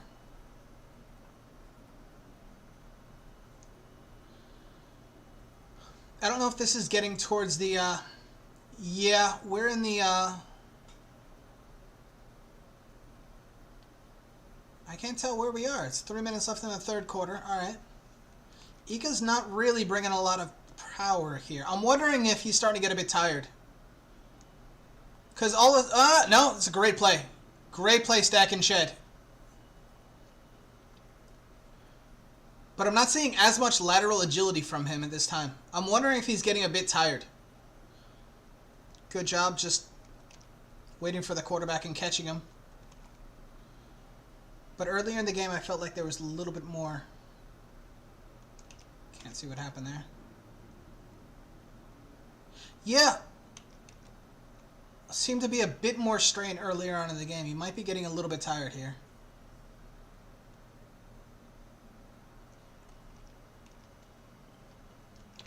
It's really not uncommon for nose tackles, particularly guys that carry around 350, 360, 370 pounds, to get kind of tired when they get so many snaps at this point in the game.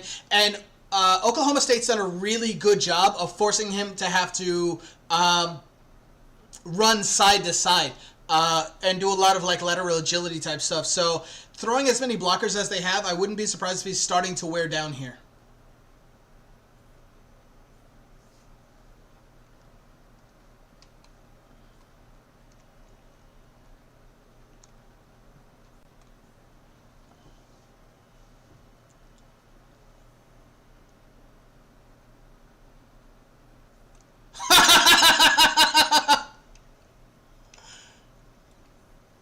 Alright, well, he's not having to go side to side. He's still big.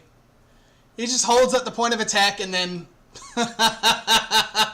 just catches the running back while bench pressing the guard. You know, normal stuff. On pass rushing, though, he just looks tired. He looks gassed. He's not moving his arms as much. He's not trying to use as much technique. It's just... He can hold the point of attack, which is impressive. But that's what you get for that size. He looks tired.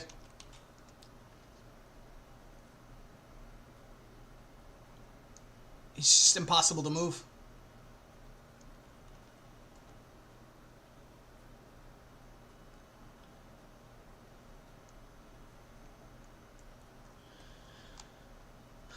Oh, he's not better than Villa. He's definitely not better than Villa. I would say a reasonable comp for him is...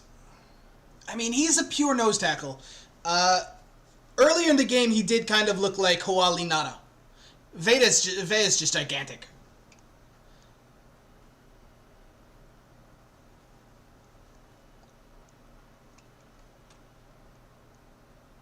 But yeah, he's not being moved.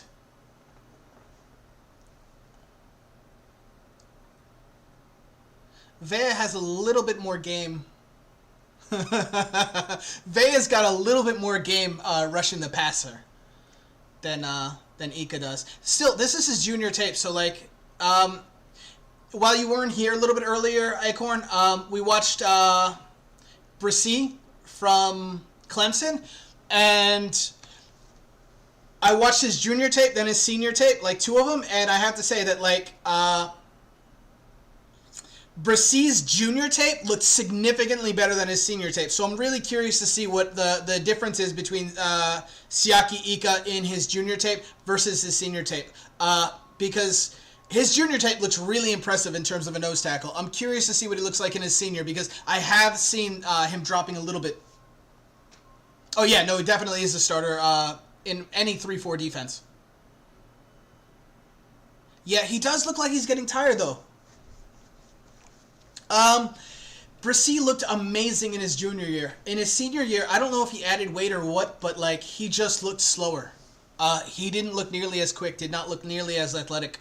Was not getting side to side very well. Didn't show any power. That's the other thing. He had no power on his rushes at all. It was all quick game stuff. It was all, arm over moves and rips and clubs. No, he had no sand in his pants on bull rushes. Back to Ika for a second, though. Yeah, I think I was right, though. I think... he punishes that center there. He's just a late substitute, I think. I don't think he's playing any of that, amoeba defense, everybody's going to stand thing. But, he just gets leverage and moves the center.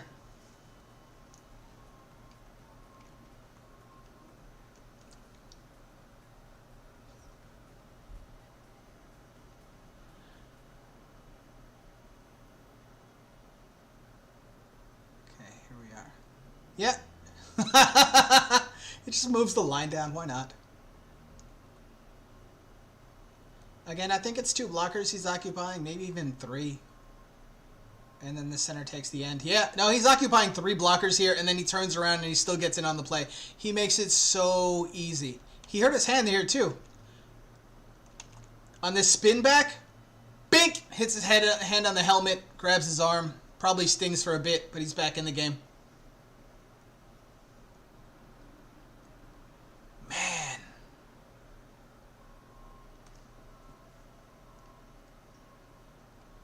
He is explosive for a big guy. He knifes in there, forces the ring back to cut back. The one thing I want to pay attention to, and we're going to notice this just in a second, is his pad level.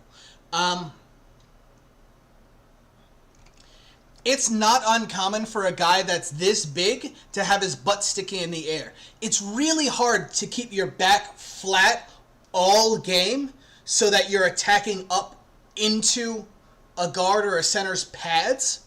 But we're in the 4th quarter, he's able to keep his back flat and attack straight into him, which does say something about his conditioning. He holds his weight well.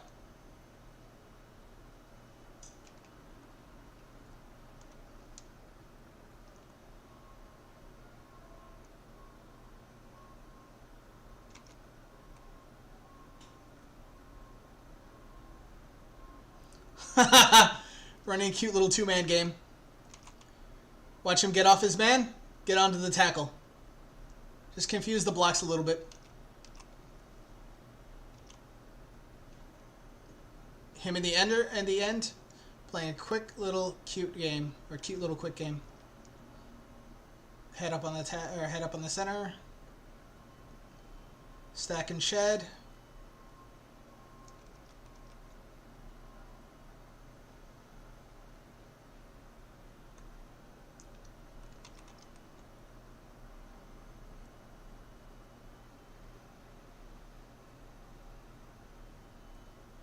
Nice, just washing him down. Game flow goes away from him, but he's not losing. Oh God, was that a butt fumble? Okay, this is a butt fumble type play. I didn't... Oh, okay, it's not as bad as I thought. That's not as bad as I thought. He just takes the legs out from underneath his tight end, I think. Ika playing 3-tech. Let's go, baby.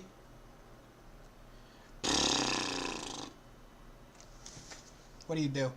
How do you block that? How do you block that? You're not expecting this power. How do you block that? On skates, man.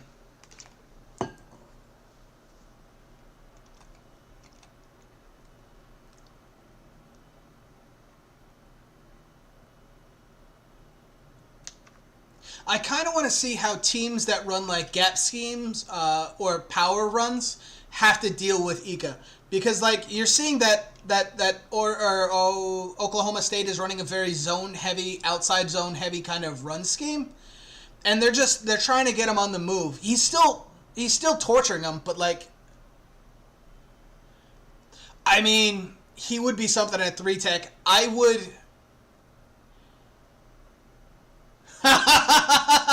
You just want a gigantic interior, don't you? Why not just like draft him to the Eagles and put him right next to the dude from last year from Georgia, that DT. You just want to torture people with that. I mean, nobody's ever going to run on that group, that's for sure. Jordan Davis, that's the one, yeah. Put him right next to Jordan Davis.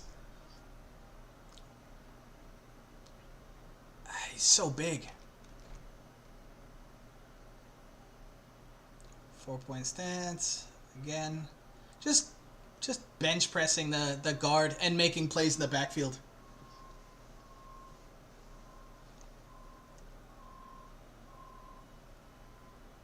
I love this play. I love this play. This is like what you want from a nose tackle.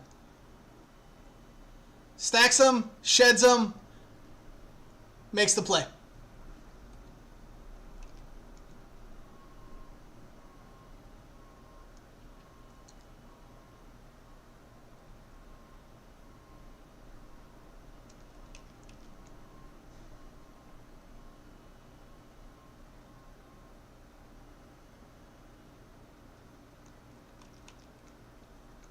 Two minutes left.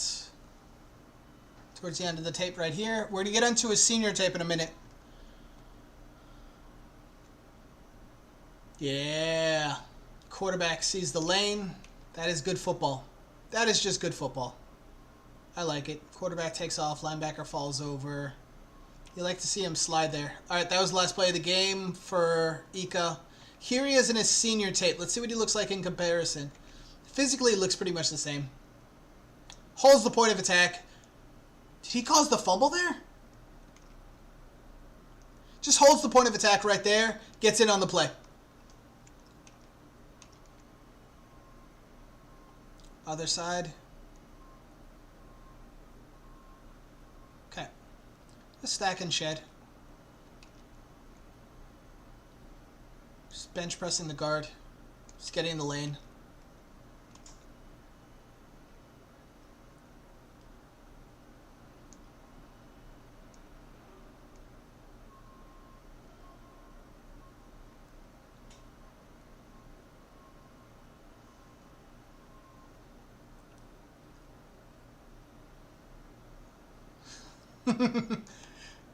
What I like about this play is that this is run blocking.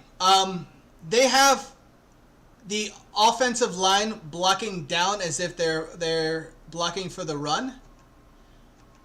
I don't know if this is an RPO or what, but like the linebackers get sucked up and don't move. It's an open lane on the outside.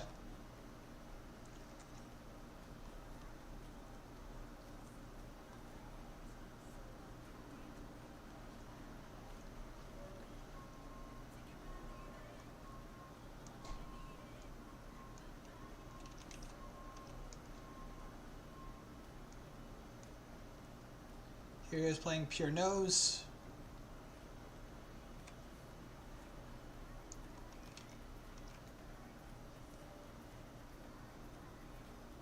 Oh, poor big man ends up on his back.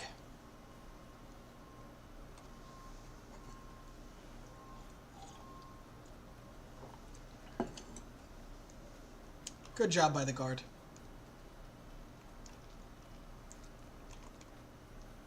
Head up on the center, takes on the guard, bull rushes him. Is that Ika that got in on that? No. Yes, it is. Oh! Look at this poor quarterback. Oh!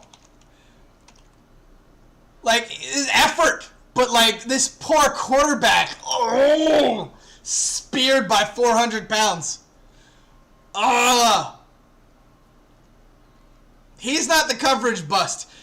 He's just the man that busted your ribs. Oh!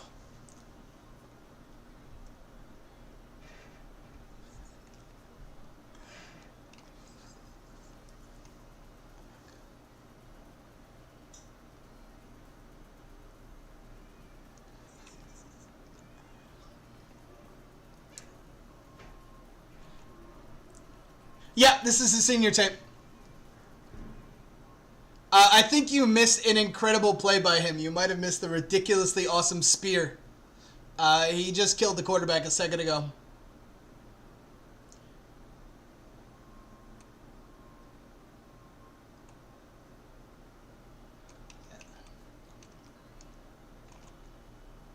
They trying to cut him again? Yeah.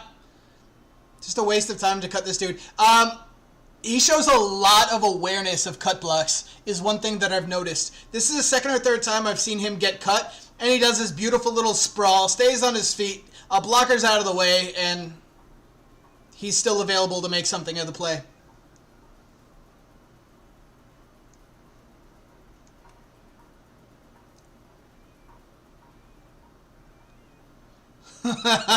Just doesn't get moved.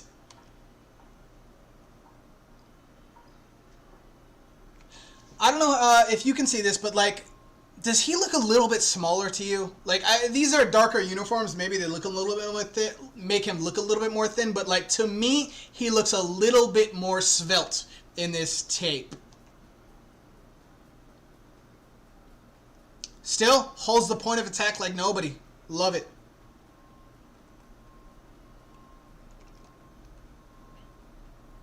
Whoa! Did you see that spin move? You see that spin move?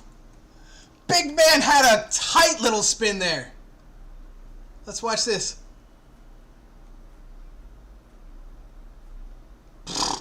That is a tight spin move for 360 pounds.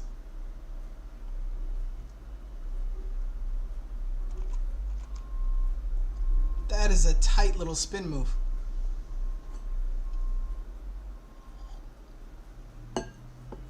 You might be right. He might be the exact same.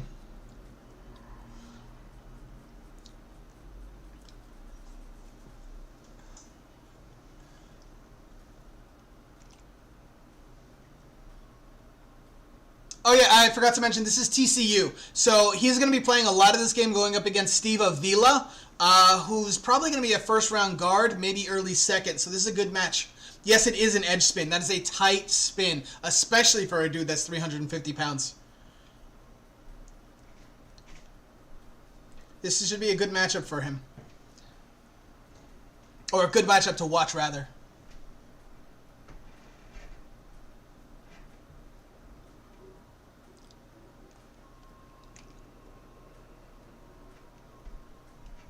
Yeah, it seems like they're letting Avila go up against him a lot.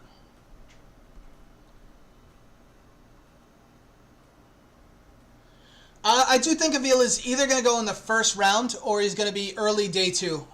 Very early day two. I think he's, from what I've watched, he looks like maybe the most technically sound guard in this draft. It depends on Osiris Torrance's testing. Osiris Torrance is probably more athletic, is definitely more athletic, but he looked a lot heavier during the season. If he comes in around 330, though, at the combine, runs well, looks quick, Torrance is probably going first for the guards. But I do think Avila's going in the first.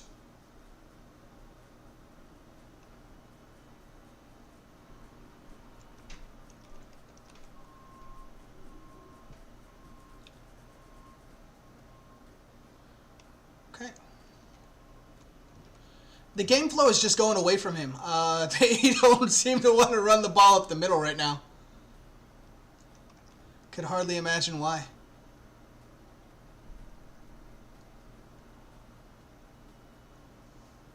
Okay. Very nice. Very nice.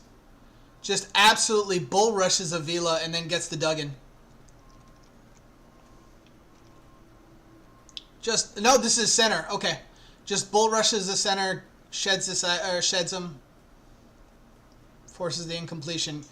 By the way, this is one of the reasons I'm not the world's biggest fan of Quentin Johnson. Watch this tape later on in the week. But, like,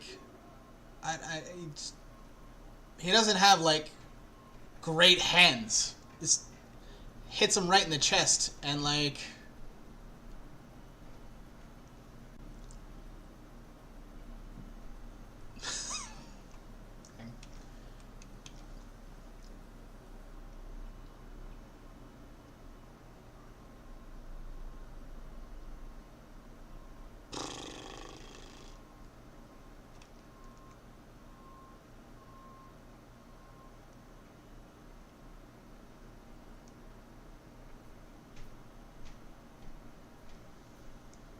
That throw.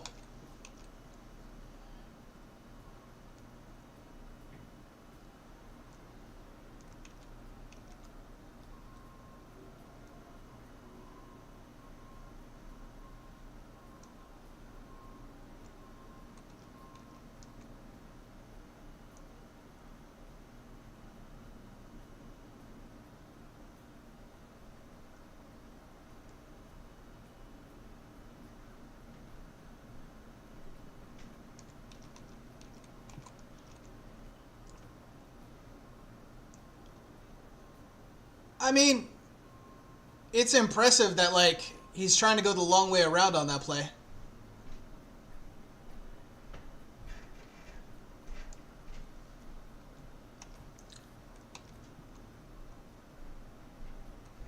Not much to be done there. Ooh! What player design was this? Okay, so this is interesting.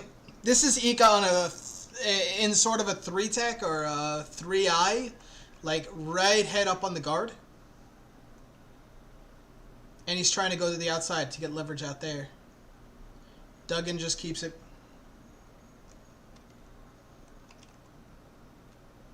Ika on the nose. Absolutely handles his man, goes backwards. Looks like a hold on the play too. Absolutely handles his man. Somebody held there.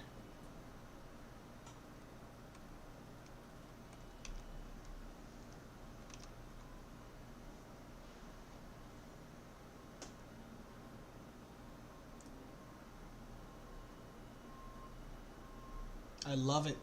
Little two-man game right here. So, right here, Ika's assignment is to eat up both of these blockers to make space for what it looks like the end is coming around. Let's see. Yep. So his job is to occupy both of these. He's the down man, and it gives the defensive end a free rush. Man. I wish he made more of that. Duggan did a good job of getting away from it, but like Ika just absolutely did his job in the two-man game. The TE stunt.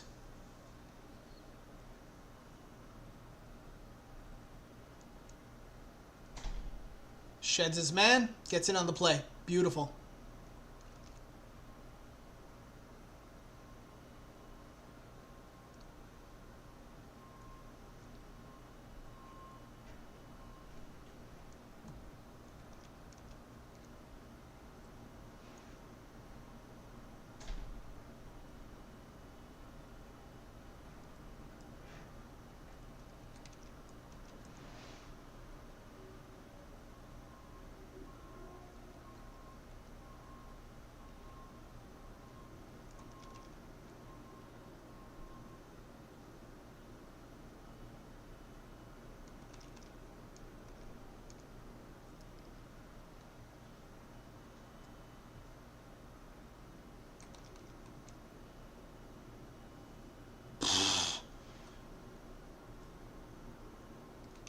He just made this play by himself. Bench press to the guard, waits for the run back, catches him. This is excellent defensive tackle play. Eats two gaps. Head up on the center. What? What even was that? All right, I gotta watch this play.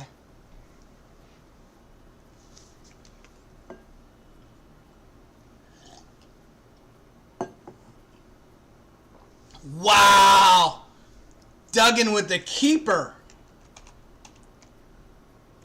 Man. Okay, so they sell it with like both the guard and the tackle coming over here to block this side so that it really, really, really looks like it's there. Linebacker bites down on it. Everybody's in this like disgusting pile and Duggan just takes off for it. I like that play design. I mean, the execution is what really makes it. But like, I like that play design.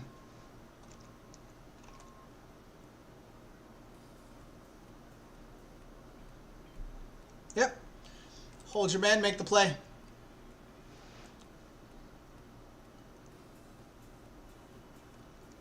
Love it.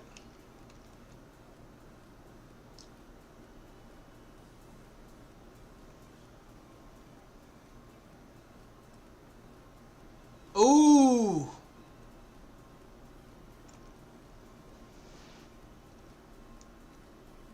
I keep getting caught up watching like the whole play instead of just Ika. That is beautiful cornerback play.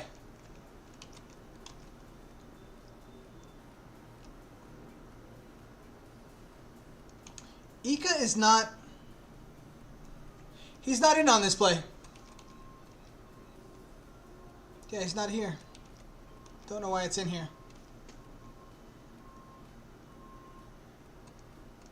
Ika's not in this play.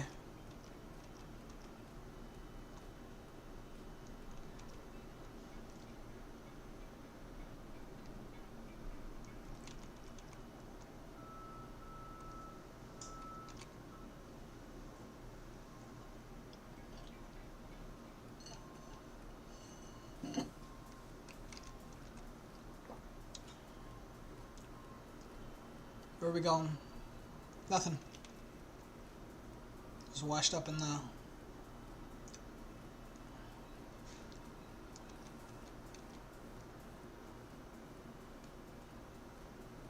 Man! He rushes with power.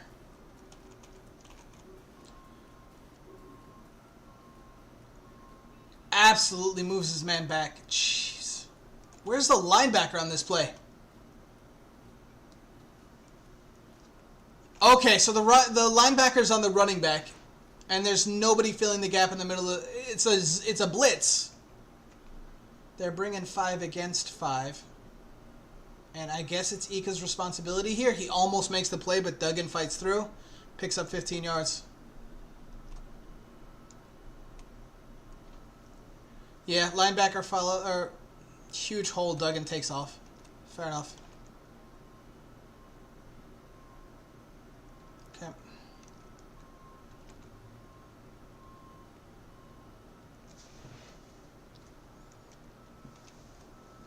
Gets blocked out of that play. Whoa! Alright, let's look at this alignment real quick. We have 1, 2, 3, 4, 5, 6, 7 men in the box. Ika is the farthest one down here, basically playing pseudo... I mean, he's playing 3-tech, basically, but this end is in like a wide 9. Free rush. And he gets washed out anyway? Yeah, he gets washed out anyway. Wide 9, 7.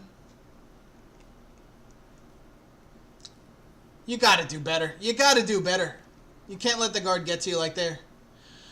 Okay, that was it for Siaki Ika. Give me a couple minutes and we will get on to... I have a 4th player that I didn't list. Zacch Pascal, I think I have. Is that who it is? Yeah, Zacch Pickens. Give me just a second or so. I'm going to take a couple more sips of my coffee, and then we will get started there. Cool.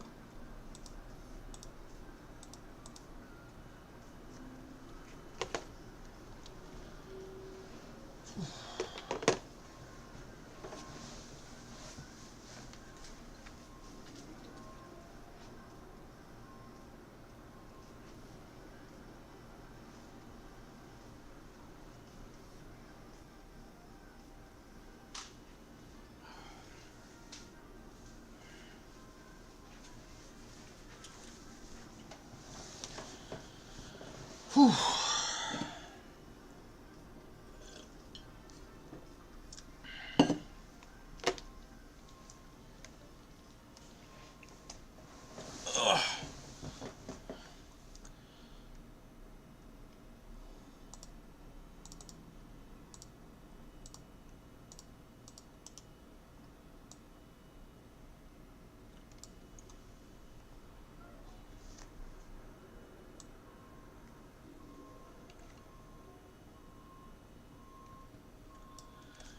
Okay. Zacch Pickens, I literally know absolutely nothing about. I have no clue about him as a prospect. We're going to learn about him together. So right here, we're seeing him in a 3-tech alignment, maybe 1-tech alignment right next to the, between the center and the guard.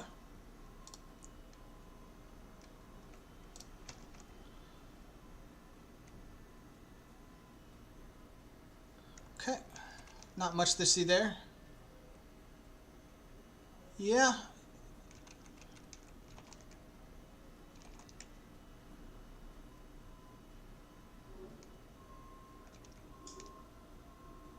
All right, right here, again, sort of a 1-tech. Like to see him fight through a little bit more on that, but play was always going away from him. All right, right out here, it looks like he's on a pure 5-tech. Or a 3-tech at least. Check the alignment in a second.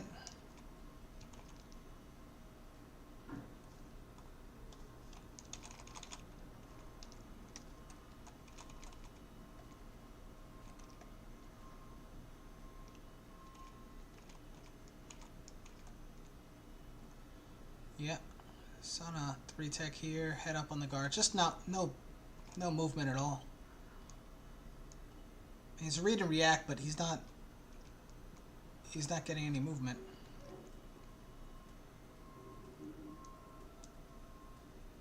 Nothing.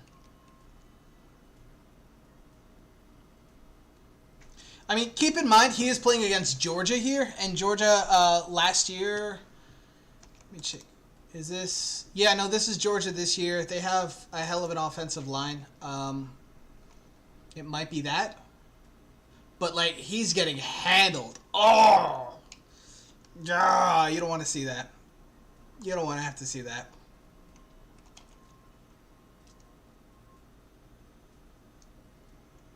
Yeesh. Just...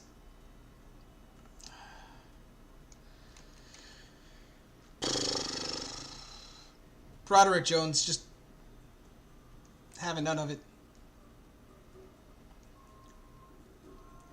Yeah, this is game flow going away from him. That's fine. Just not getting any movement whatsoever.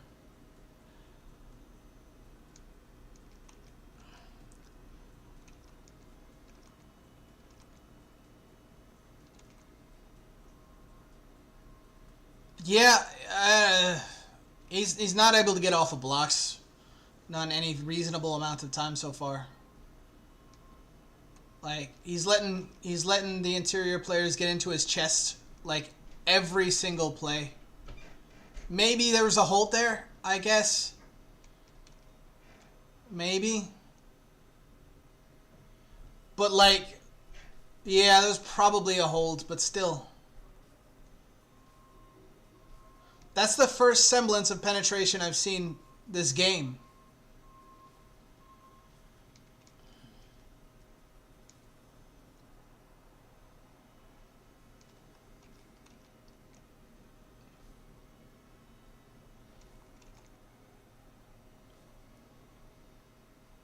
Not much there.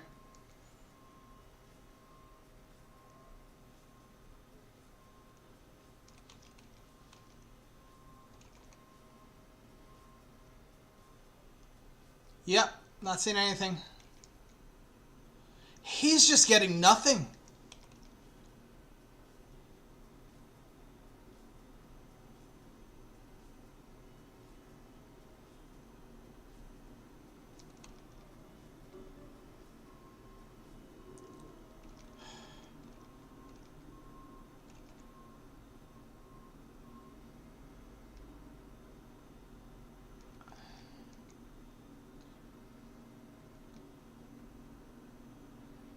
I'm not even seeing like a ton of effort and strain in his game.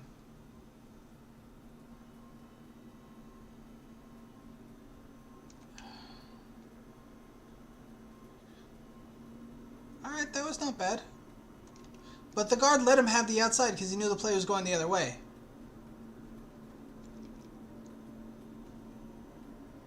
Okay, that was nice technique.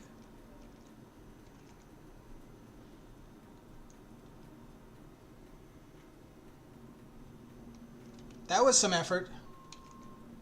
Keeps his pads down, goes right at the chest. He would have been there if that was a run play. But again, like, you can't tell if the offensive linemen just understand like where he needs to go and they're letting him have what he wants to have because they know it's not going to affect the play, or if the decision, or if he's actually getting what he wants. It doesn't feel like he's getting what he wants. By getting what he wants, I mean, like, it doesn't feel as though he's using the moves that he wants to use on each individual play, taking what he wants, and the offensive linemen can't stop him. He's not getting what he wants. It just seems like the offensive linemen are letting them have what they're okay with him having. Like, he wants to go to the outside shoulder. They know it's not going to affect the play, so they let him go to the outside shoulder. We'll see.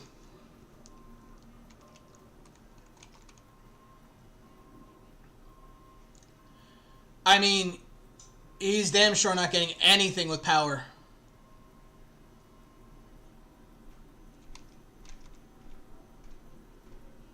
Pure nose tackle.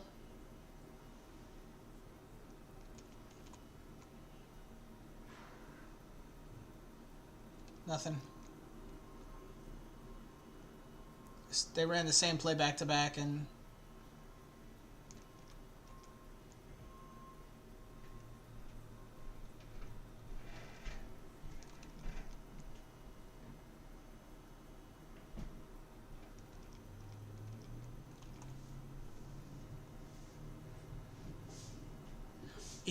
he's not getting in there with power at all.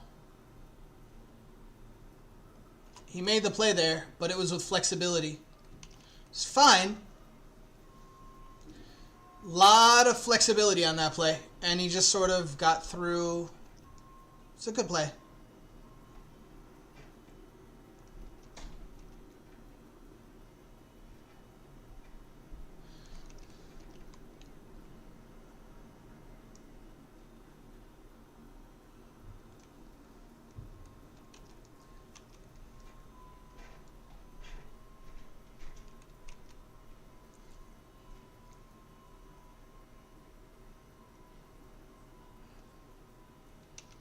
Yeah, this ain't it.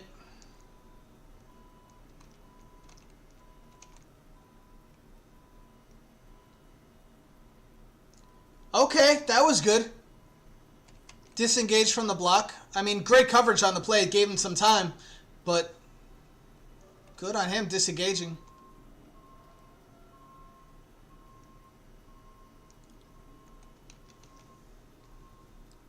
Again, good job controlling his, but it's, again, hard to tell whether or not he's getting what he wants or he's getting what the offensive line is fine with him getting.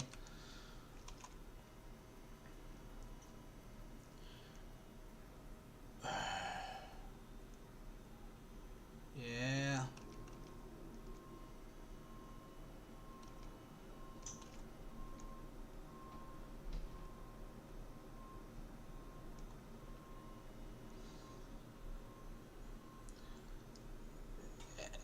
Ten minutes later.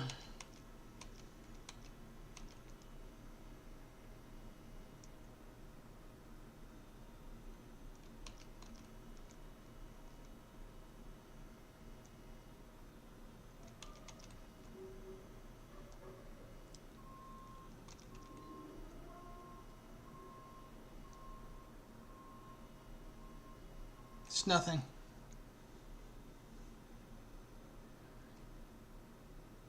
Great play. Actually, great play.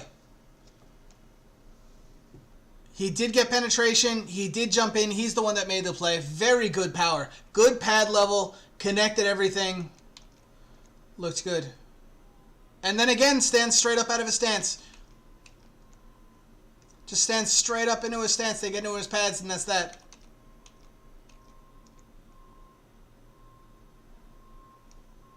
Okay. Good job shedding.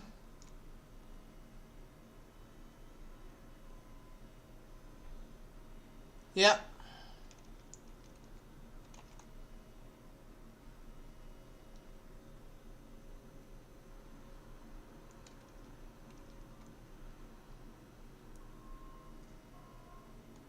Yeah.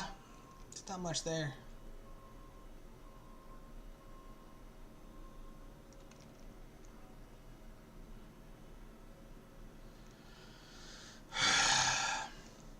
This is going to be a long day if this is the tape I have to watch on him. There's just nothing there. Like, he's just not getting anything.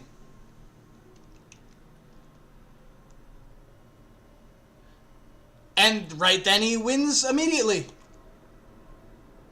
By the way, this arrow is completely wrong. He's right here.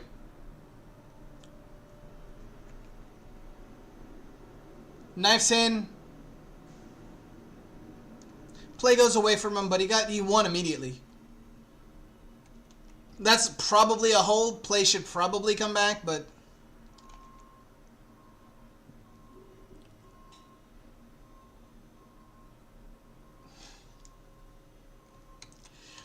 you just get the sense that, like, South Carolina is tremendously out-talented here. They were never in this. It feels like. I haven't looked at the score at all, but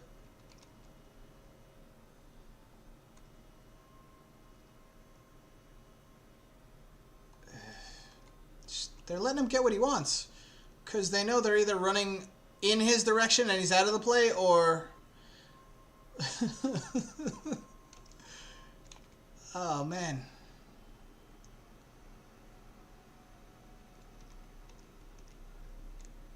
He's just getting washed out of the play, man. He's not able to hold himself at the point of attack. Everything that's being done is 5 yards past the line of scrimmage. Like right here. Beautiful example, right? So here he is. It looks like Georgia's got their second string offensive line in.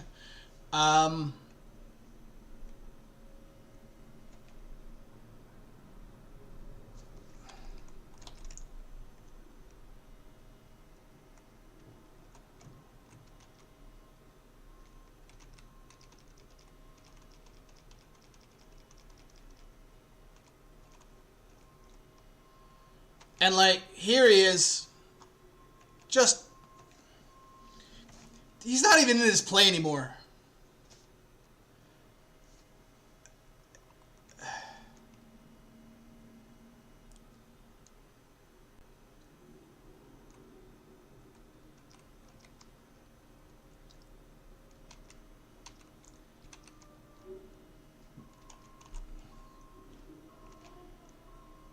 Yeah, score is 45-0. Nothing to play for.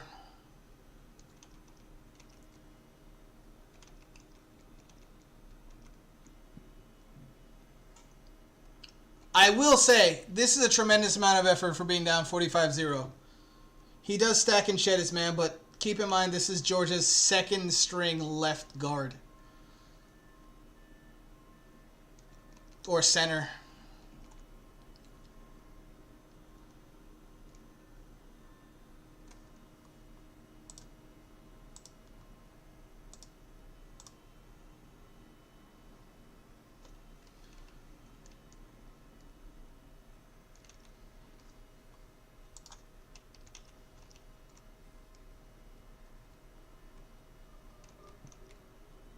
Still 5-6 yards downfield before he even starts to make the play. Zacch Pickens, not much to see there. Not much to see there at all. Let's see how he does against Kentucky. To be honest with you, that last tape, he looked awful. Truly not really worth much.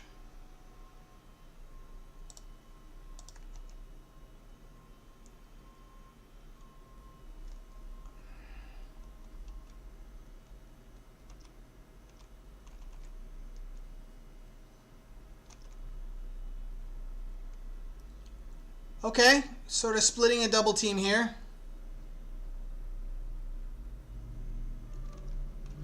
Kentucky last year had one of the worst offensive lines in all of college football, so he should have a field day here.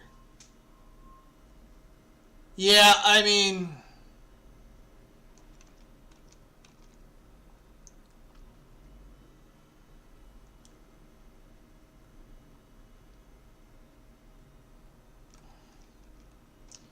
he looked like he knifed in, but like the center held him back.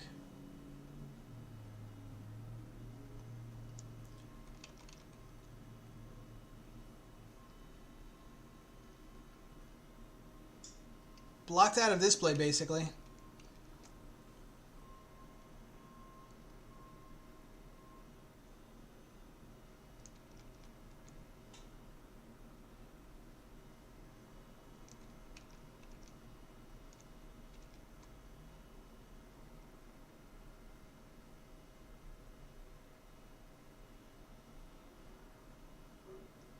How are we looking here?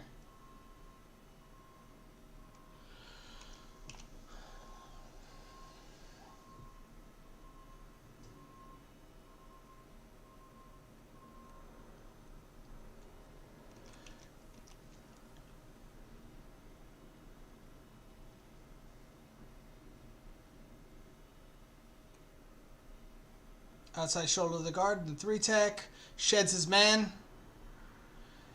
He just...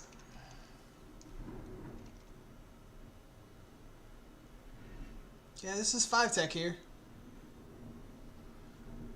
This is what I think he could play in the NFL. Even still, he doesn't... Okay!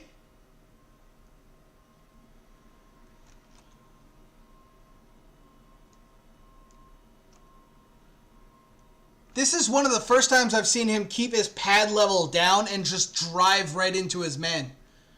He's got some power here. It's not like super explosive, but he's in there. And then he helps make the play at the end.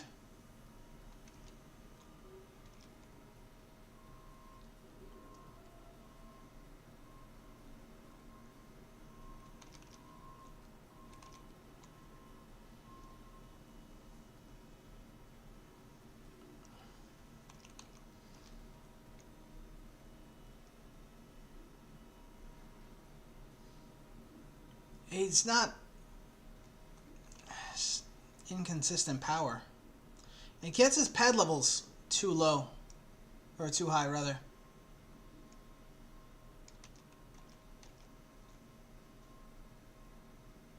Okay, quick move.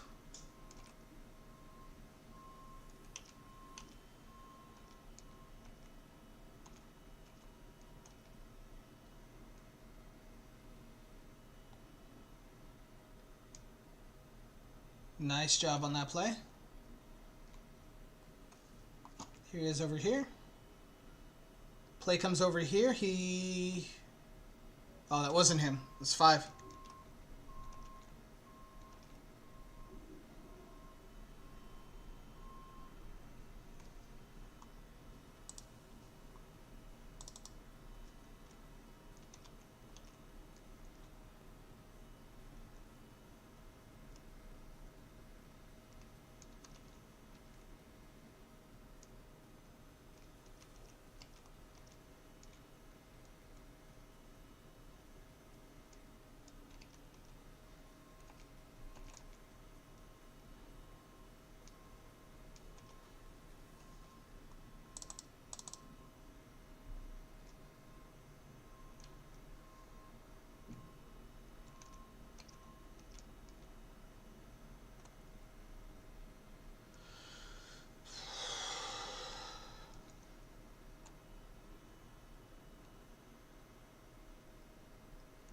Okay, something.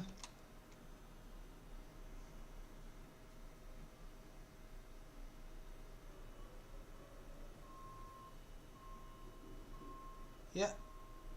Ooh, he is long. That is one thing I did not realize. Seeing him stand next to those two his two teammates right next to the ref. He's like a head and a half over the ref. Gets in the middle, breaks up the pass. Nice. He is long, man. I did not have an appreciation until just now.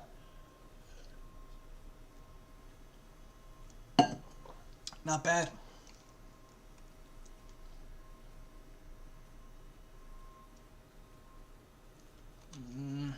I want to see more than that.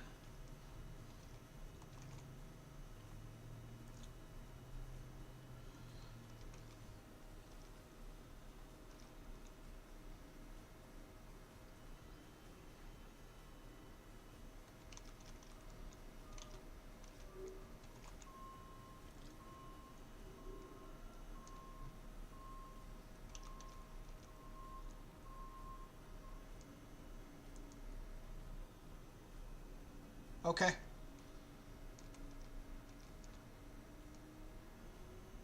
Stacks his man. Makes the play.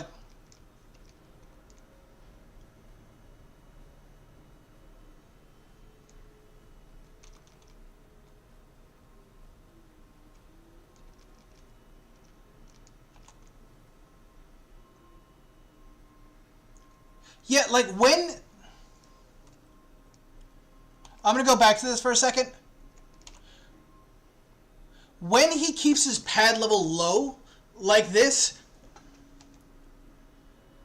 and he gets underneath the center or the guard's pads, and he explodes down like out of a 4-point stance, I see the power there. But like way too often, his transition... Way too often, his transition from this position to I'm going to make a play, he stands up, loses all of his leverage, and nothing happens.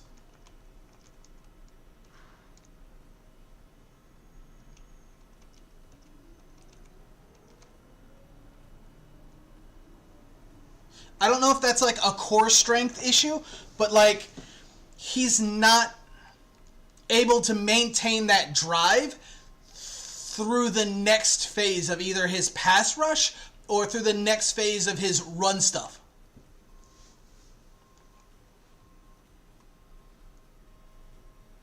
Again, a tremendous amount of power at first, and he shoves his man back and he gets in the middle of the play and helps break it up, but like his ability to transition is just not... I'm not seeing him connect it the whole way. Against Georgia, it was non-existent. But Georgia's strength and conditioning is insane. It's at a different level. And Kentucky's like the opposite end of the spectrum.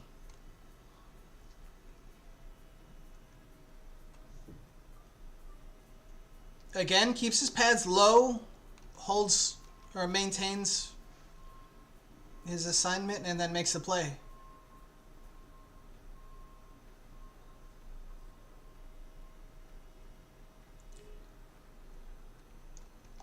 It's a dart and it should have been caught.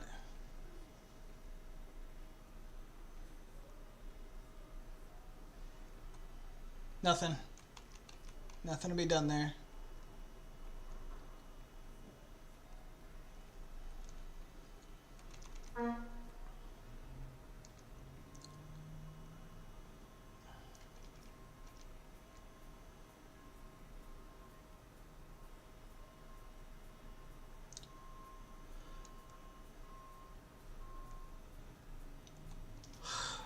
Kentucky's offensive line is so bad. Like, they're just collapsing from everywhere. 91 just killed that play.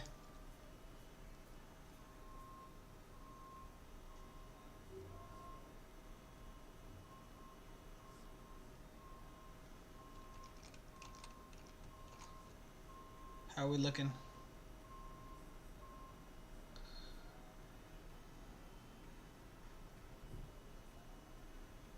Yeah, this is screen.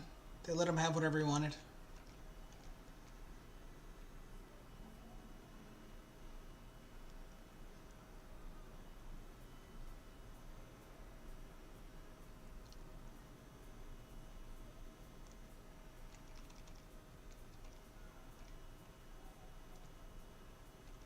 Blocked out of that play.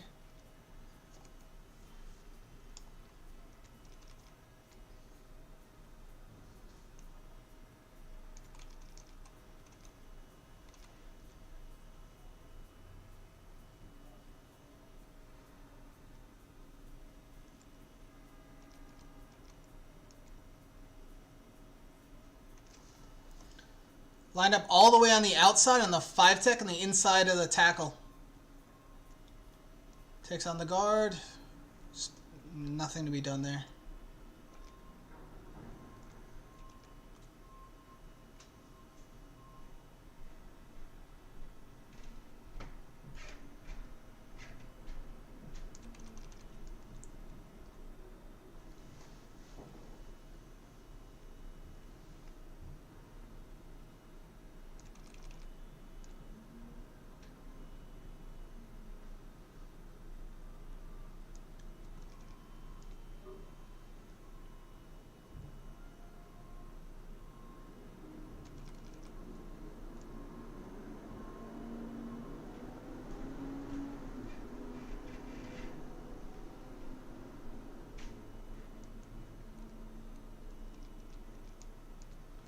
He just make this play?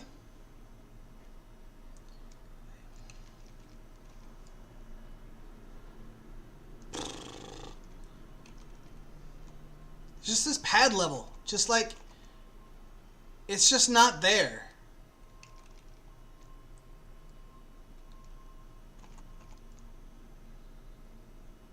Center just stays low and that's it. Just moves him back.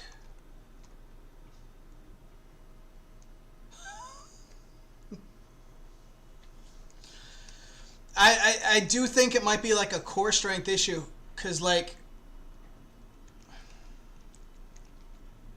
he's just not able to connect the power in his legs.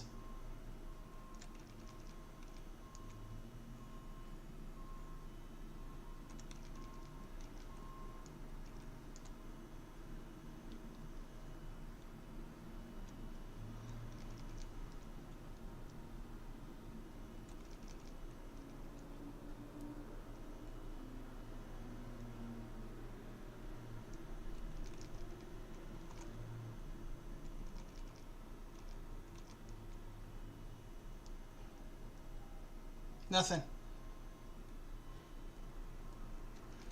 He should have been able to drive through this block and make this play. It's just not there. Great job by the running back to bounce it out, but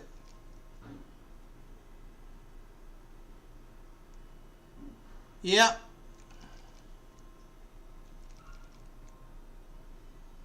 Not really able to. I mean, good on him.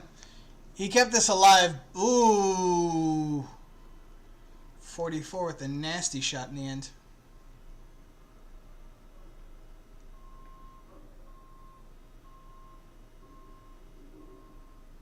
Good effort.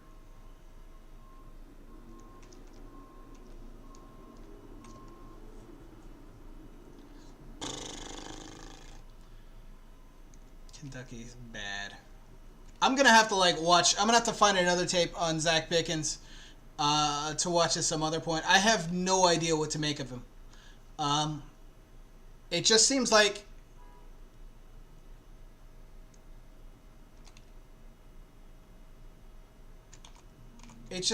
he doesn't have a tremendous amount of power, or he does and he's not able to connect it through his whole body and make it more explosive. He uses his hands pretty well.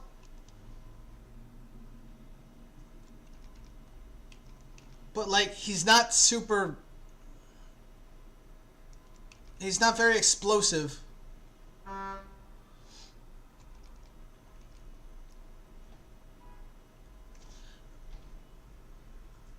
Yeah, I don't see even a starter at the next level.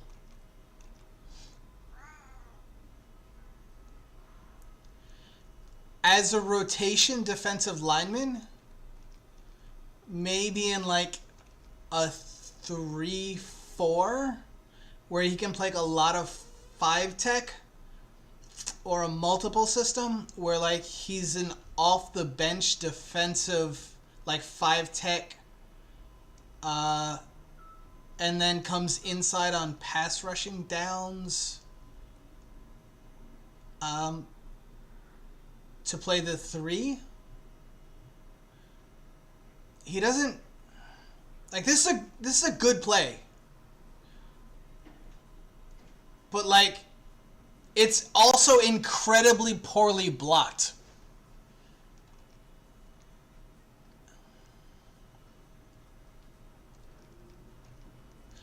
He's definitely athletic.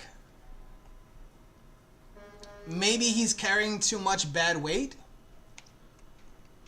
and that prevents him from being as explosive as he probably should be or could be. He's got great hand usage, really good hand movement.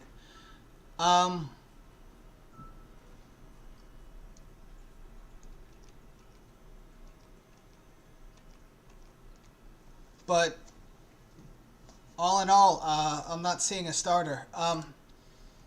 With that, I'm going to go ahead and end the stream. I'll see you guys all tomorrow. Thank you.